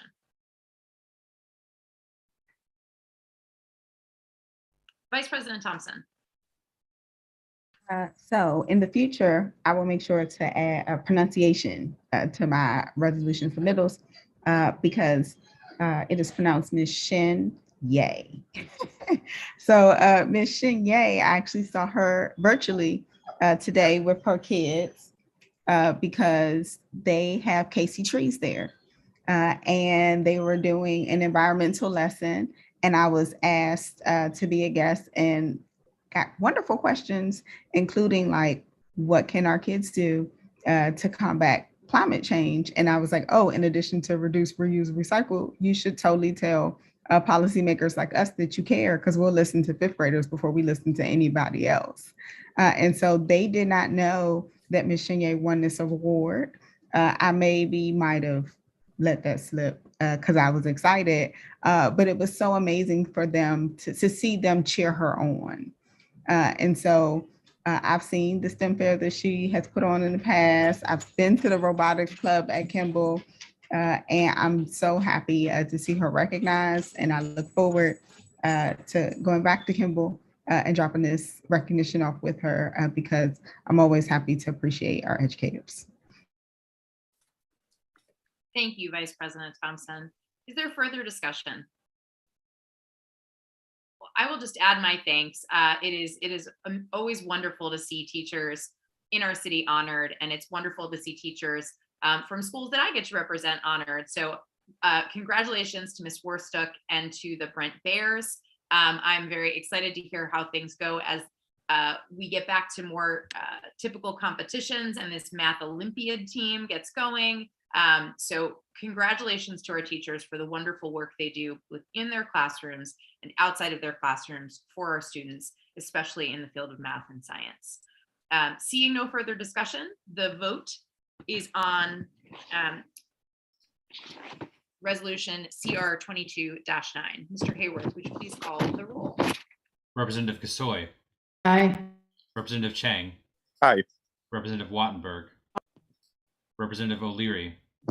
Aye. Representative Thompson. Aye. Representative Reed. Aye. Representative Patterson. Aye. Representative Lopez. Aye. Representative Johnson. Aye. Representative Birnstad. Aye. Representative Bright. Aye. President Sutter. Aye. The resolution is adopted. Wonderful. Next up is CR 22-10, Read Across America Day. Vice President Thompson, would you like to make the motion? So moved.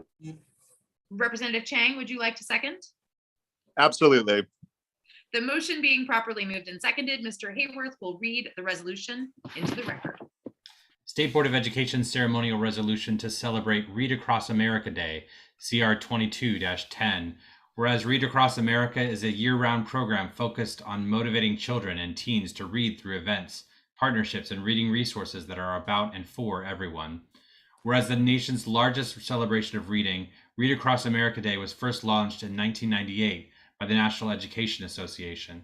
Whereas Read Across America Day is celebrated on March 2nd, the birthday of Dr. Seuss, to foster reading throughout our schools. Whereas research studies have demonstrated the strength, importance, and value of early reading, especially for our youngest learners who are most at risk. Whereas the State Board of Education has identified leading on district-wide literacy improvements as a current priority area of work for 2022. Whereas the State Board has advocated for and championed the importance of having a librarian in every district school. And whereas the State Board has held and will continue to hold outdoor storytime events in all 8 wards of the District of Columbia.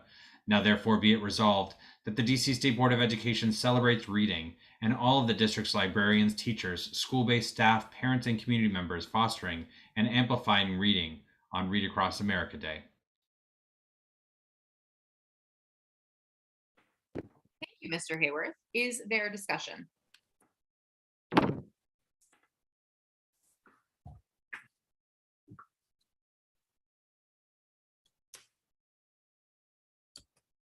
Seeing no discussion.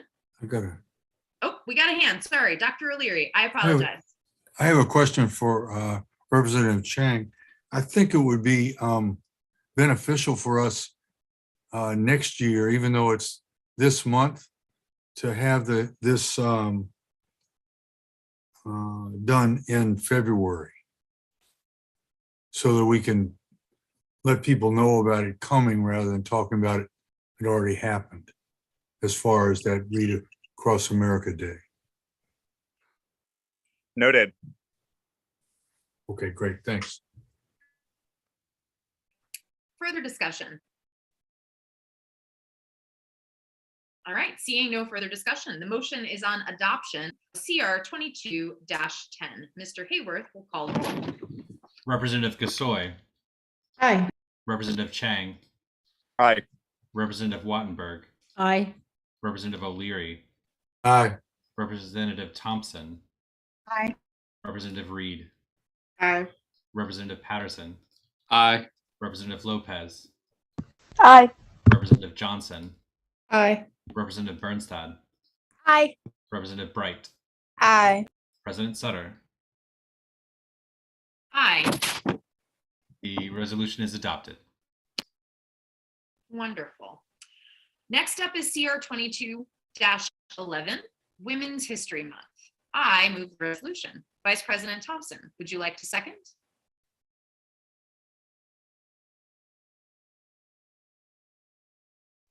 Second. Excellent. The motion being properly moved and seconded, Mr. Hayworth will read the resolution into the record. State Board of Education ceremonial resolution celebrating National Women's History Month, CR 22-11. Whereas the United States observes National Women's History Month each year from March 1st to 31st, continuing a tradition that began as Women's History Week in Sonoma County, California in 1978, and 9 years later in 1987, Congress officially recognized Women's History Month in the United States. Whereas the purpose of National Women's History Month is to celebrate the culture, contributions, achievements, and history of women of every age, race, ethnicity, and economic background. Whereas National Women's History Month also acknowledges International Women's Day, which is held on March 8th annually.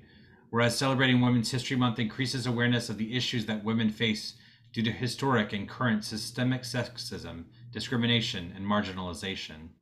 Whereas National Women's History Month celebrates a certain theme each year, and in 2022, the theme is Women Providing Healing, Promoting Hope, which is both a tribute to the ceaseless work of caregivers and frontline workers during the ongoing pandemic, and also a recognition of the thousands of ways that women of all cultures have provided both healing and hope throughout history. Whereas President Joseph Biden recently nominated Ketanji Brown Jackson, who was born in Washington, D.C., to the U.S. Supreme Court, and pending her confirmation, she will become the first Black woman to serve as a Supreme Court justice. Whereas women have been leaders not only in securing their own rights of suffrage and equal opportunity, but also in abolitionist movements, emancipation movements, the industrial labor movement, the civil rights movements, and especially the peace movement, among others, which creates a more fair and just society for all. Whereas the suffragettes and other white activists have made important contributions to women's history, the contributions of women of color must also be celebrated and uplifted.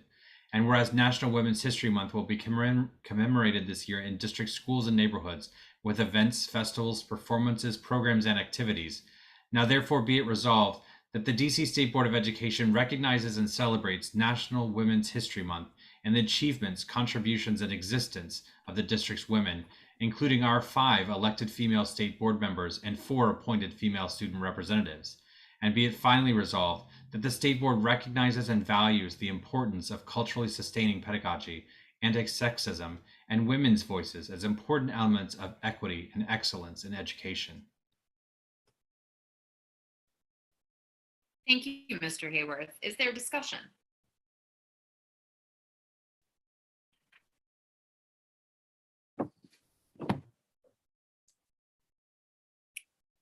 I'll add my note that I think, given the theme of the year, the notion of cultivating hope is particularly heartening to look not just at the women I am privileged to serve alongside, but the 4 women who have been appointed as student representatives who I know will succeed leaders who they watch now, who got elected to these seats. They'll succeed us in all the ways, exceeding, I'm certain, the talents and accomplishments of the adult women on board today. It is truly an honor to serve alongside my colleagues who've been elected and my colleagues who've been appointed. It gives me hope. It really does give me hope for the ways in which women's leadership can change a lot of things about the way the world works. I'm going to turn now to Vice President Thompson and then Dr. O'Leary. I think this is a good time, so I do not forget to just recognize Sky Ali's but she did a wonderful job at the DC the Policy Center. They did a briefing. She was amazing. She represented us well. She represented herself well. And she just, stole the show. I do my best to go to the Student Advisory Committee meetings. I'm not going to say I like y'all's meeting better than ours, but I enjoy them and they give me so much energy because you all do a phenomenal job. You're impressive. I'm not going to steal your thunder with some of the things you are rolling out, but you all are each amazing in your own right. And, you know, I couldn't not take the opportunity just to thank our 4 young women student reps. And of course, I'm always happy to serve on a majority female board. No shade to our other colleagues. They're awesome too. Speaking of whom, we'll hear from Dr. O'Leary. A couple things. I'm not wearing a purple tie or a purple shirt today because I'm wearing these colors for the people in the Ukraine. But I know Sky Ali has her purple. I think that's the only purple. But purple is the color for Women's History Month. And I'd like everyone to wear purple next month for our business meeting, if you could. All right. I don't have enough time to talk about the women in my life that have made me who I am today. But I know that once we have a female president of the United States, the country will change. Thank you very much. Thank you, Dr. O'Leary. Representative Patterson. Thank you, Madam President. So right before Representative Thompson, our Vice President, stole my thunder, I had text directly to Representative Johnson to ask her, could I recognize her? Because I was so blown away watching her, as you said, not a performance, but her representation and how powerful she was during that policy, being a panelist. I was truly just blown away by just how she represented us, how she represented herself, how she represented students. It was truly phenomenal. It brings me great comfort to know that I get to serve with all 4 of our young ladies that are on this panel. And just knowing that they are just our leaders, our future leaders. I was just, and I had asked her before Ms. Thompson took my thunder, could I recognize her? But I just want, again, if you guys can go back and watch it or whatever the case may be, I suggest that you do. Her handle of the policies and the questions were just phenomenal, truly. And I want to say thank you to her and for the representation of all of our young women leaders who are just setting a standard that is above anything that I've ever seen. So thank you, ladies. Oh my gosh, you guys make me feel so happy. Thank you, guys. Thank you.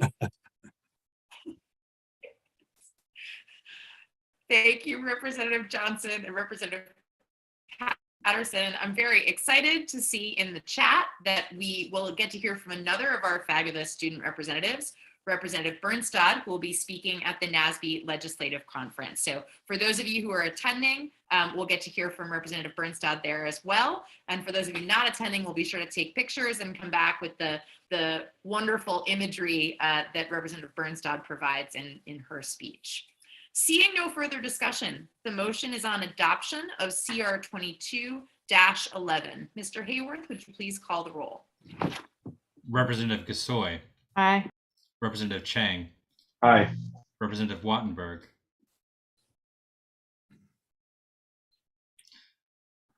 Aye, sorry. Representative O'Leary. Aye. Representative Thompson. Aye. Representative Reed. Aye. Representative Patterson. Enthusiastically, aye. Representative Lopez. Aye. Representative Johnson. Aye. Representative Birnstad. Of course, aye. Representative Bright. Aye. President Sutter. Aye. The resolution is adopted. Excellent. CR 22-12 is our next ceremonial resolution honoring Saqiyna Gray for her AFSCME Never Quit Award. We are honored that Dr. Harold McCrae, principal of Stanton Elementary School, is joining us tonight. Representative Reed, would you like to make the motion? So moved. Second. Is there a second? Second. The motion being properly moved and seconded. Mr. Hayworth, would you read the resolution into the record? State Board of Education ceremonial resolution to recognize Saqiyna Gray's American Federation of State, County, and Municipal Employees Never Quit Service Award, CR 22-12. Whereas Saqiyna Gray, a paraprofessional and small group reading specialist at Stanton Elementary School in Ward 8 and resident of Southeast DC, was awarded the American Federation of State, County, and Municipal Employees Never Quit Service Award. Whereas Saqiyna Gray, known as Miss K to students and families and staff at Stanton Elementary, has been a DC public school employee for over 10 years. Whereas Miss K exemplifies the values of the Never Quit Service Award, showing great pride and true dedication to her work serving the students and families of Stanton Elementary School, of the Stanton Elementary School community. Whereas a member of the AFSCME Local 2921, Ms. K is known to provide a safe space to students, as well as a comforting and empathetic ear, and has been called the heartbeat of the school. And whereas Ms. K's pull-out reading therapy work with her students demonstrates the impact and value of early reading supports in the District of Columbia, and especially our students most at risk, and reaffirms the importance of the DC State Board of Education's literacy work as a priority area for 2022. Now therefore be it resolved that the DC State Board of Education celebrates and honors Saqiyna Gray for being selected as one of 1.4 million public service workers in the AFSCME union as someone who never quits. Wow. Amazing, amazing. Is there discussion? Dr. Reed? Yes, is Principal McCray on, or does that happen later, or it doesn't happen at all? He has not yet joined. Okay, cool. So Principal McCray actually, because I was going to let him do this, Principal McCray actually tweeted out, which caught my eye, that Stanton Elementary School had a 1 in a million, actually 1.4 million paraprofessional at Stanton, and just really tweeted that, or was his sentiments were that the classroom, that the school wouldn't be the same without Miss K. When she was interviewed, she said, because she's not available tonight, she would be here, but she sent Mr. Principal McCray in her place. She said, they were asking her on USA 9 about, why are you so committed to the students of Stanton? And she says, and this is her quotes, because of this rep that's out there, that this is a poor and bad community. It's not. I feel this richness when I look at my brown families. I feel their love, and I also feel their need. Their anger sometimes when the streets get too chaotic. She said, I stand in this community, with this community, and I'm going to stand in the thick of it with you. And I think just that sense of togetherness is just the spirit of, why she's the 1 in a million level of support that we have here. She makes the Stanton Elementary School campus, a significant difference. And so we just wanted, everybody wanted to recognize her work, especially given two things: her focus in literacy and her small group instruction, which matches what the board's work is. And then also just some of our budget requests in regards to supporting the student support staff that are in our buildings, making sure that they feel valued, just not in words, but also in the level of support that they receive too, to stay in the building for 10 years like Ms. K has. So congratulations, Ms. K. Congratulations, Principal McCray, for having such a wonderful staff member in your building. And I thank the board for entertaining this ceremonial resolution.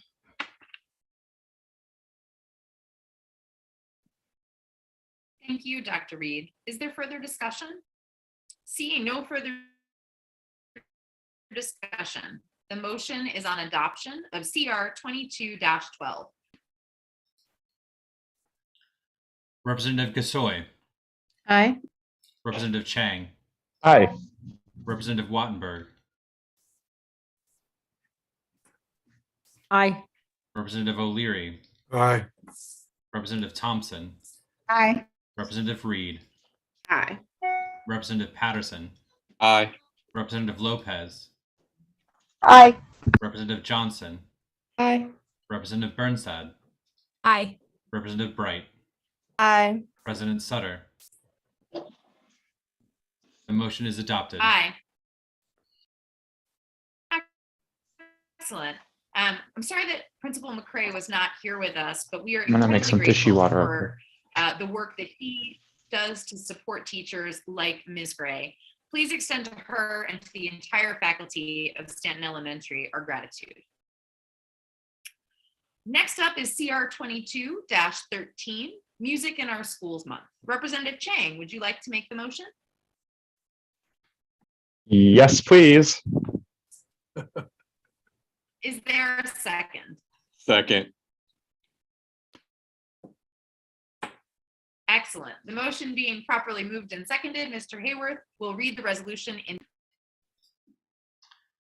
State Board of Education ceremonial resolution honoring Music in Our Schools Month, CR 22-13. Whereas Music in Our Schools Month is an annual celebration during March, which engages music educators, students, and communities from around the country in promoting the benefits of music education programs in schools. Whereas the purpose of Music in Our Schools Month is to raise awareness of the importance of music education for all children, and to remind citizens that school is where all children should have access to music. Whereas Music in Our Schools Month is an opportunity for music teachers to bring their music programs to the attention of the school and the community, and to display the benefits that school music brings to students of all ages. Whereas Music in Our Schools Month began in New York as a statewide advocacy day and celebration in 1973, growing into a month-long national celebration of school music in 1985. Whereas this March marks the 37th annual Music in Our Schools Month, with more than 550 students of the National Association of Music Education 2021 all-national honor ensembles performing in 6 virtual concerts, one for each honor ensemble: the concert band, the mixed choir, symphony orchestra, jazz ensemble, guitar ensemble, and modern band. Whereas each year, Music in Our Schools Month celebrates a different theme, with this year's theme being Music, the Sound of My Heart, which will bring students and music educators together to celebrate music education in their school communities and share how music resonates with them. Whereas music education has been shown in research to be an important component to students' social and emotional well-being.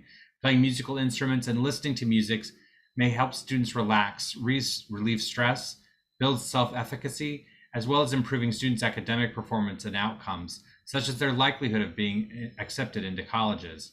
Whereas due to the pandemic, schools are faced with budgetary and safety constraints that threaten the existence of arts like music in schools.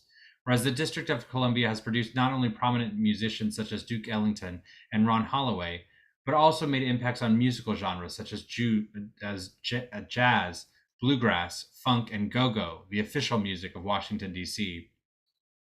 Whereas local schools like Duke Ellington School of the Arts, one of the top schools in the nation and recipient of the Exemplary School Award from the Art School Network, both celebrates the arts and produces students who have been shown to earn more course hour credits than many of their peers who attend other public schools in DC, as well as enjoy on-time graduation rates of about 98%. And whereas elementary and secondary school emergency relief funding passed by Congress in December 2020 as part of a COVID-19 relief bill may be used to support music while mitigating the spread of COVID-19 through the training of music educators, purchasing of masks, bell covers, and other protective equipment for use in the music classroom. Now, therefore, be it resolved that the DC State Board of Education celebrates local music education programs, organizations, and events, including the DC Keys, the Eastern High School Marching Band, the DC Public Schools Honors Ensembles, the DCPS Music and Performing Arts Festival, and the DC Strings, who have offered free virtual music lessons to children who are striving to learn even during a global pandemic. And be it further resolved that the State Board recognizes and celebrates the 37th annual Music in Our Schools Month and the thousands of educators and students in the district who bring the joy of music to our city. Thank you, Mr. Hayworth. Is there discussion? Representative Chang. Great, thank you. I just want to highlight, we often talk about education within the framework of getting into college, getting a job, having a career, right, within the framework of workforce development. And I want to highlight the origin, right, of our public education system in the US, which is to educate citizens to educate humans to not only work, but to live life and to celebrate life. And I see this resolution, this ceremonial resolution, as highlighting the importance of us continuing to foster that aspect, right? And I do think that this accomplishes both. So, but that aspect of our public education system, which I absolutely love. Thank you, Representative Chang. Dr. O'Leary. A warning, 25 years ago, all of the public high schools in the city had marching bands and choirs. Now that's not happening. We still have a couple, and I was at Cardozo when the world famous Cardozo marching band was the Rose Bowl band and used to march in all the parades downtown and everything. But and I'm not, look, I can't even carry a note. I can't sing anything. I can play the radio. That's about it. But it's what we got from the marching bands, especially, and the choirs, was gaining discipline, being committed to the same thing with a group of people. And we have moved out those kinds of elective classes in our classrooms, especially in the DCPS. And that's something else that we need to take as a challenge, because the participation in, if you ever watch like one of the great college marching bands, if you're talking about Florida A&M or Ohio State with 150 people or 200 people in it, and they're all marching together, that takes so much practice every day. It's not even funny. And they get scholarships. So we need to have bands and choirs in the schools and music classes. And some of the high schools don't even have that. And I love it. Thank you, Dr. O'Leary. If you could see my mouth moving, my friend and fellow former colleague arrived, and she was over here saying, "Preach, Dr. O'Leary," as a former marching band member herself. Vice President Thompson. So I can carry a note, but I was not in the band. It is one of my great regrets in life. And Representative O'Leary, I'm happy to tell you the longer story of how that was a missed opportunity for me. But I'm so pleased to see the recognition of our local music go-go in this resolution, because a lot of that came out of schools. Most of our go-go bands got started in schools because, nope. No worries, because of what Representative O'Leary described. We had those classes in schools. We had, bands. And it didn't just start in high schools. Like when Shaw was a middle school, they had a very strong music program too. So it's not so many years ago, because I do remember those days, even when we had like the safety patrol parade. So it is part of our joy, part of our culture. And I look forward to getting to a place where we can fully resource our schools in a way where that legacy is continued. Thank you, Vice President Thompson. I'll echo all that my colleagues have said. As someone who had music class all the way through elementary, middle, and high school, who sang in the choir, who played the cello badly, who did musical theater, the presence of music in my education is still felt today. I still love to sing. I've sung in choirs as an adult, and I didn't learn that in private spaces. I learned that in public spaces. I learned that in my public schools. I had the chance to participate in performances, to learn how to read music, to learn how to play music. It was true too in the schools that I taught in, that when I was at KIPP DC, their orchestra at KIPP Key Academy was a central piece of the experience students had as middle school students. So I echo the need that we don't just celebrate music in our schools, but we recognize where it is missing, and we advocate to make sure that it becomes present once again. Special shout out to Stuart Hobson Middle School and their band, which I know prepares a number of our Eastern High School marching band members. Seeing no further discussion, Mr. Hayworth, would you please call the roll? Dr. Gasoi, Aye. Mr. Chang, Aye. Ms. Wattenberg,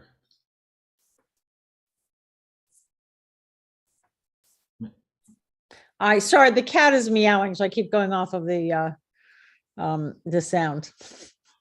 Dr. O'Leary, I got no cat. Aye. Ms. Thompson, Aye. Dr. Reed, Aye. Mr. Patterson, Aye. Ms. Lopez, Aye. Ms. Johnson, Aye. Ms. Birnstad, Aye. Ms. Bright, Aye. President Sutter. Aye. The motion is adopted. Excellent. Thank you, Mr. Hayworth, and thank you to all my colleagues. Members, that brings us to new business. Are there any items of new business or announcements?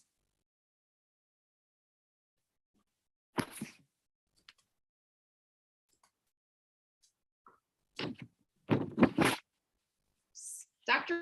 O'Leary. I want to remind everyone about books. Again, Mrs. O'Leary's Books is still taking donations. But if you need any, I'll have some when I get some donations because I'm empty again. But also, because this has been an incredibly enlightening evening about what's going on in the schools actually, I want to put a plug in for Abbott Elementary. And if you haven't seen Abbott Elementary, it's finished its first season. Please go on and look at it in order.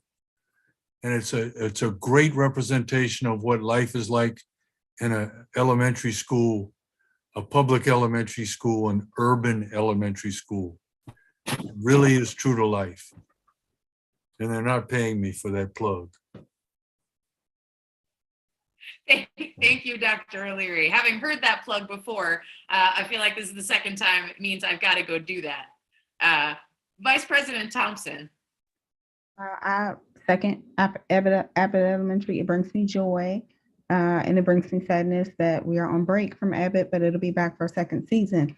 My announcement though, since we are easing up on the masks, here's a commercial for a COVID-19 vaccination clinic in Ward 7 on this Friday. The National Youth Baseball Academy will have a COVID-19 vaccination clinic for young people. So actually for young people and adults. So they will see ages 5 to 11-year-olds from 3 p.m. to 5:30 p.m. So nicely placed after school hours, okay, for the kids, and 6 p.m. to 8 p.m. For anyone who is 12 plus. It is open not just to their participants, but also to community members. Community members, acknowledge is defined broadly. So I would expect people would not be turned away, but it is a vaccination clinic for essentially ages 5 to 11 and then 12 plus. You're welcome to reach out to me if you'd like the details. You do not have to sign up in advance to participate. Thank you. Thank you, Vice President Thompson. Representative Birnstad. Hi, this isn't new business. This is actually old business, but the SAC citywide survey is technically still open. So if you maybe forgot anyone that you could send it to, or you wanted to tweet about it, or you wanted to, I don't know, do something, we would really appreciate that, because, you know, as many responses as possible are great. It might have been me. Someone sent an email with the link. Maybe it was Juliana. I don't know. Someone sent an email, so it should be in your inbox. But I'm more than happy to send another email, so it's at the top of your inbox, and we would really appreciate it. There's a Spanish one and an English one, and there's QR codes and posters and everything for both of them. That's all. Thank you. Thank you, Representative Birnstad, and to our all of our student representatives for your work to get that survey together and get it out. Representatives, please do help spread that information broadly. Is there any other new business or are there any more announcements? Vice President Thompson is asking, when does the survey officially close?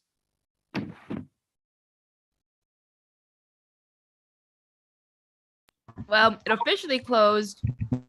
Representative Lopez might have a better answer, but it officially closed 3 weeks after it was open. So it's already technically officially closed, but we're still accepting responses because, listen, it's been like an interesting few weeks for everybody. So people have time to resubmit. If I got any of that wrong, please correct me, Juliana. No, you, that's right.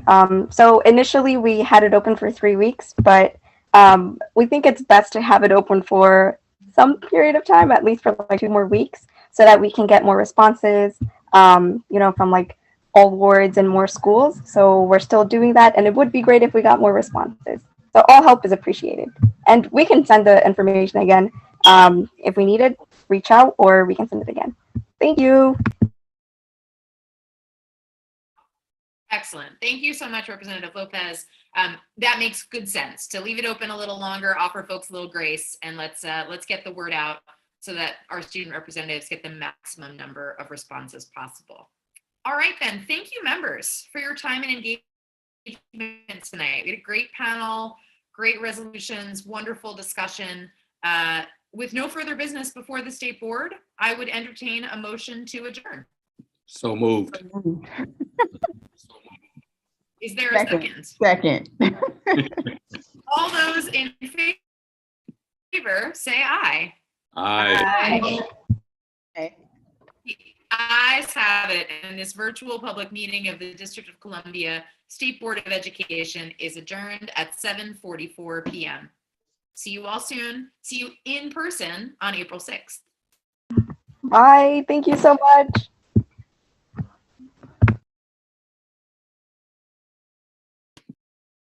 Okay. Hi, Hi,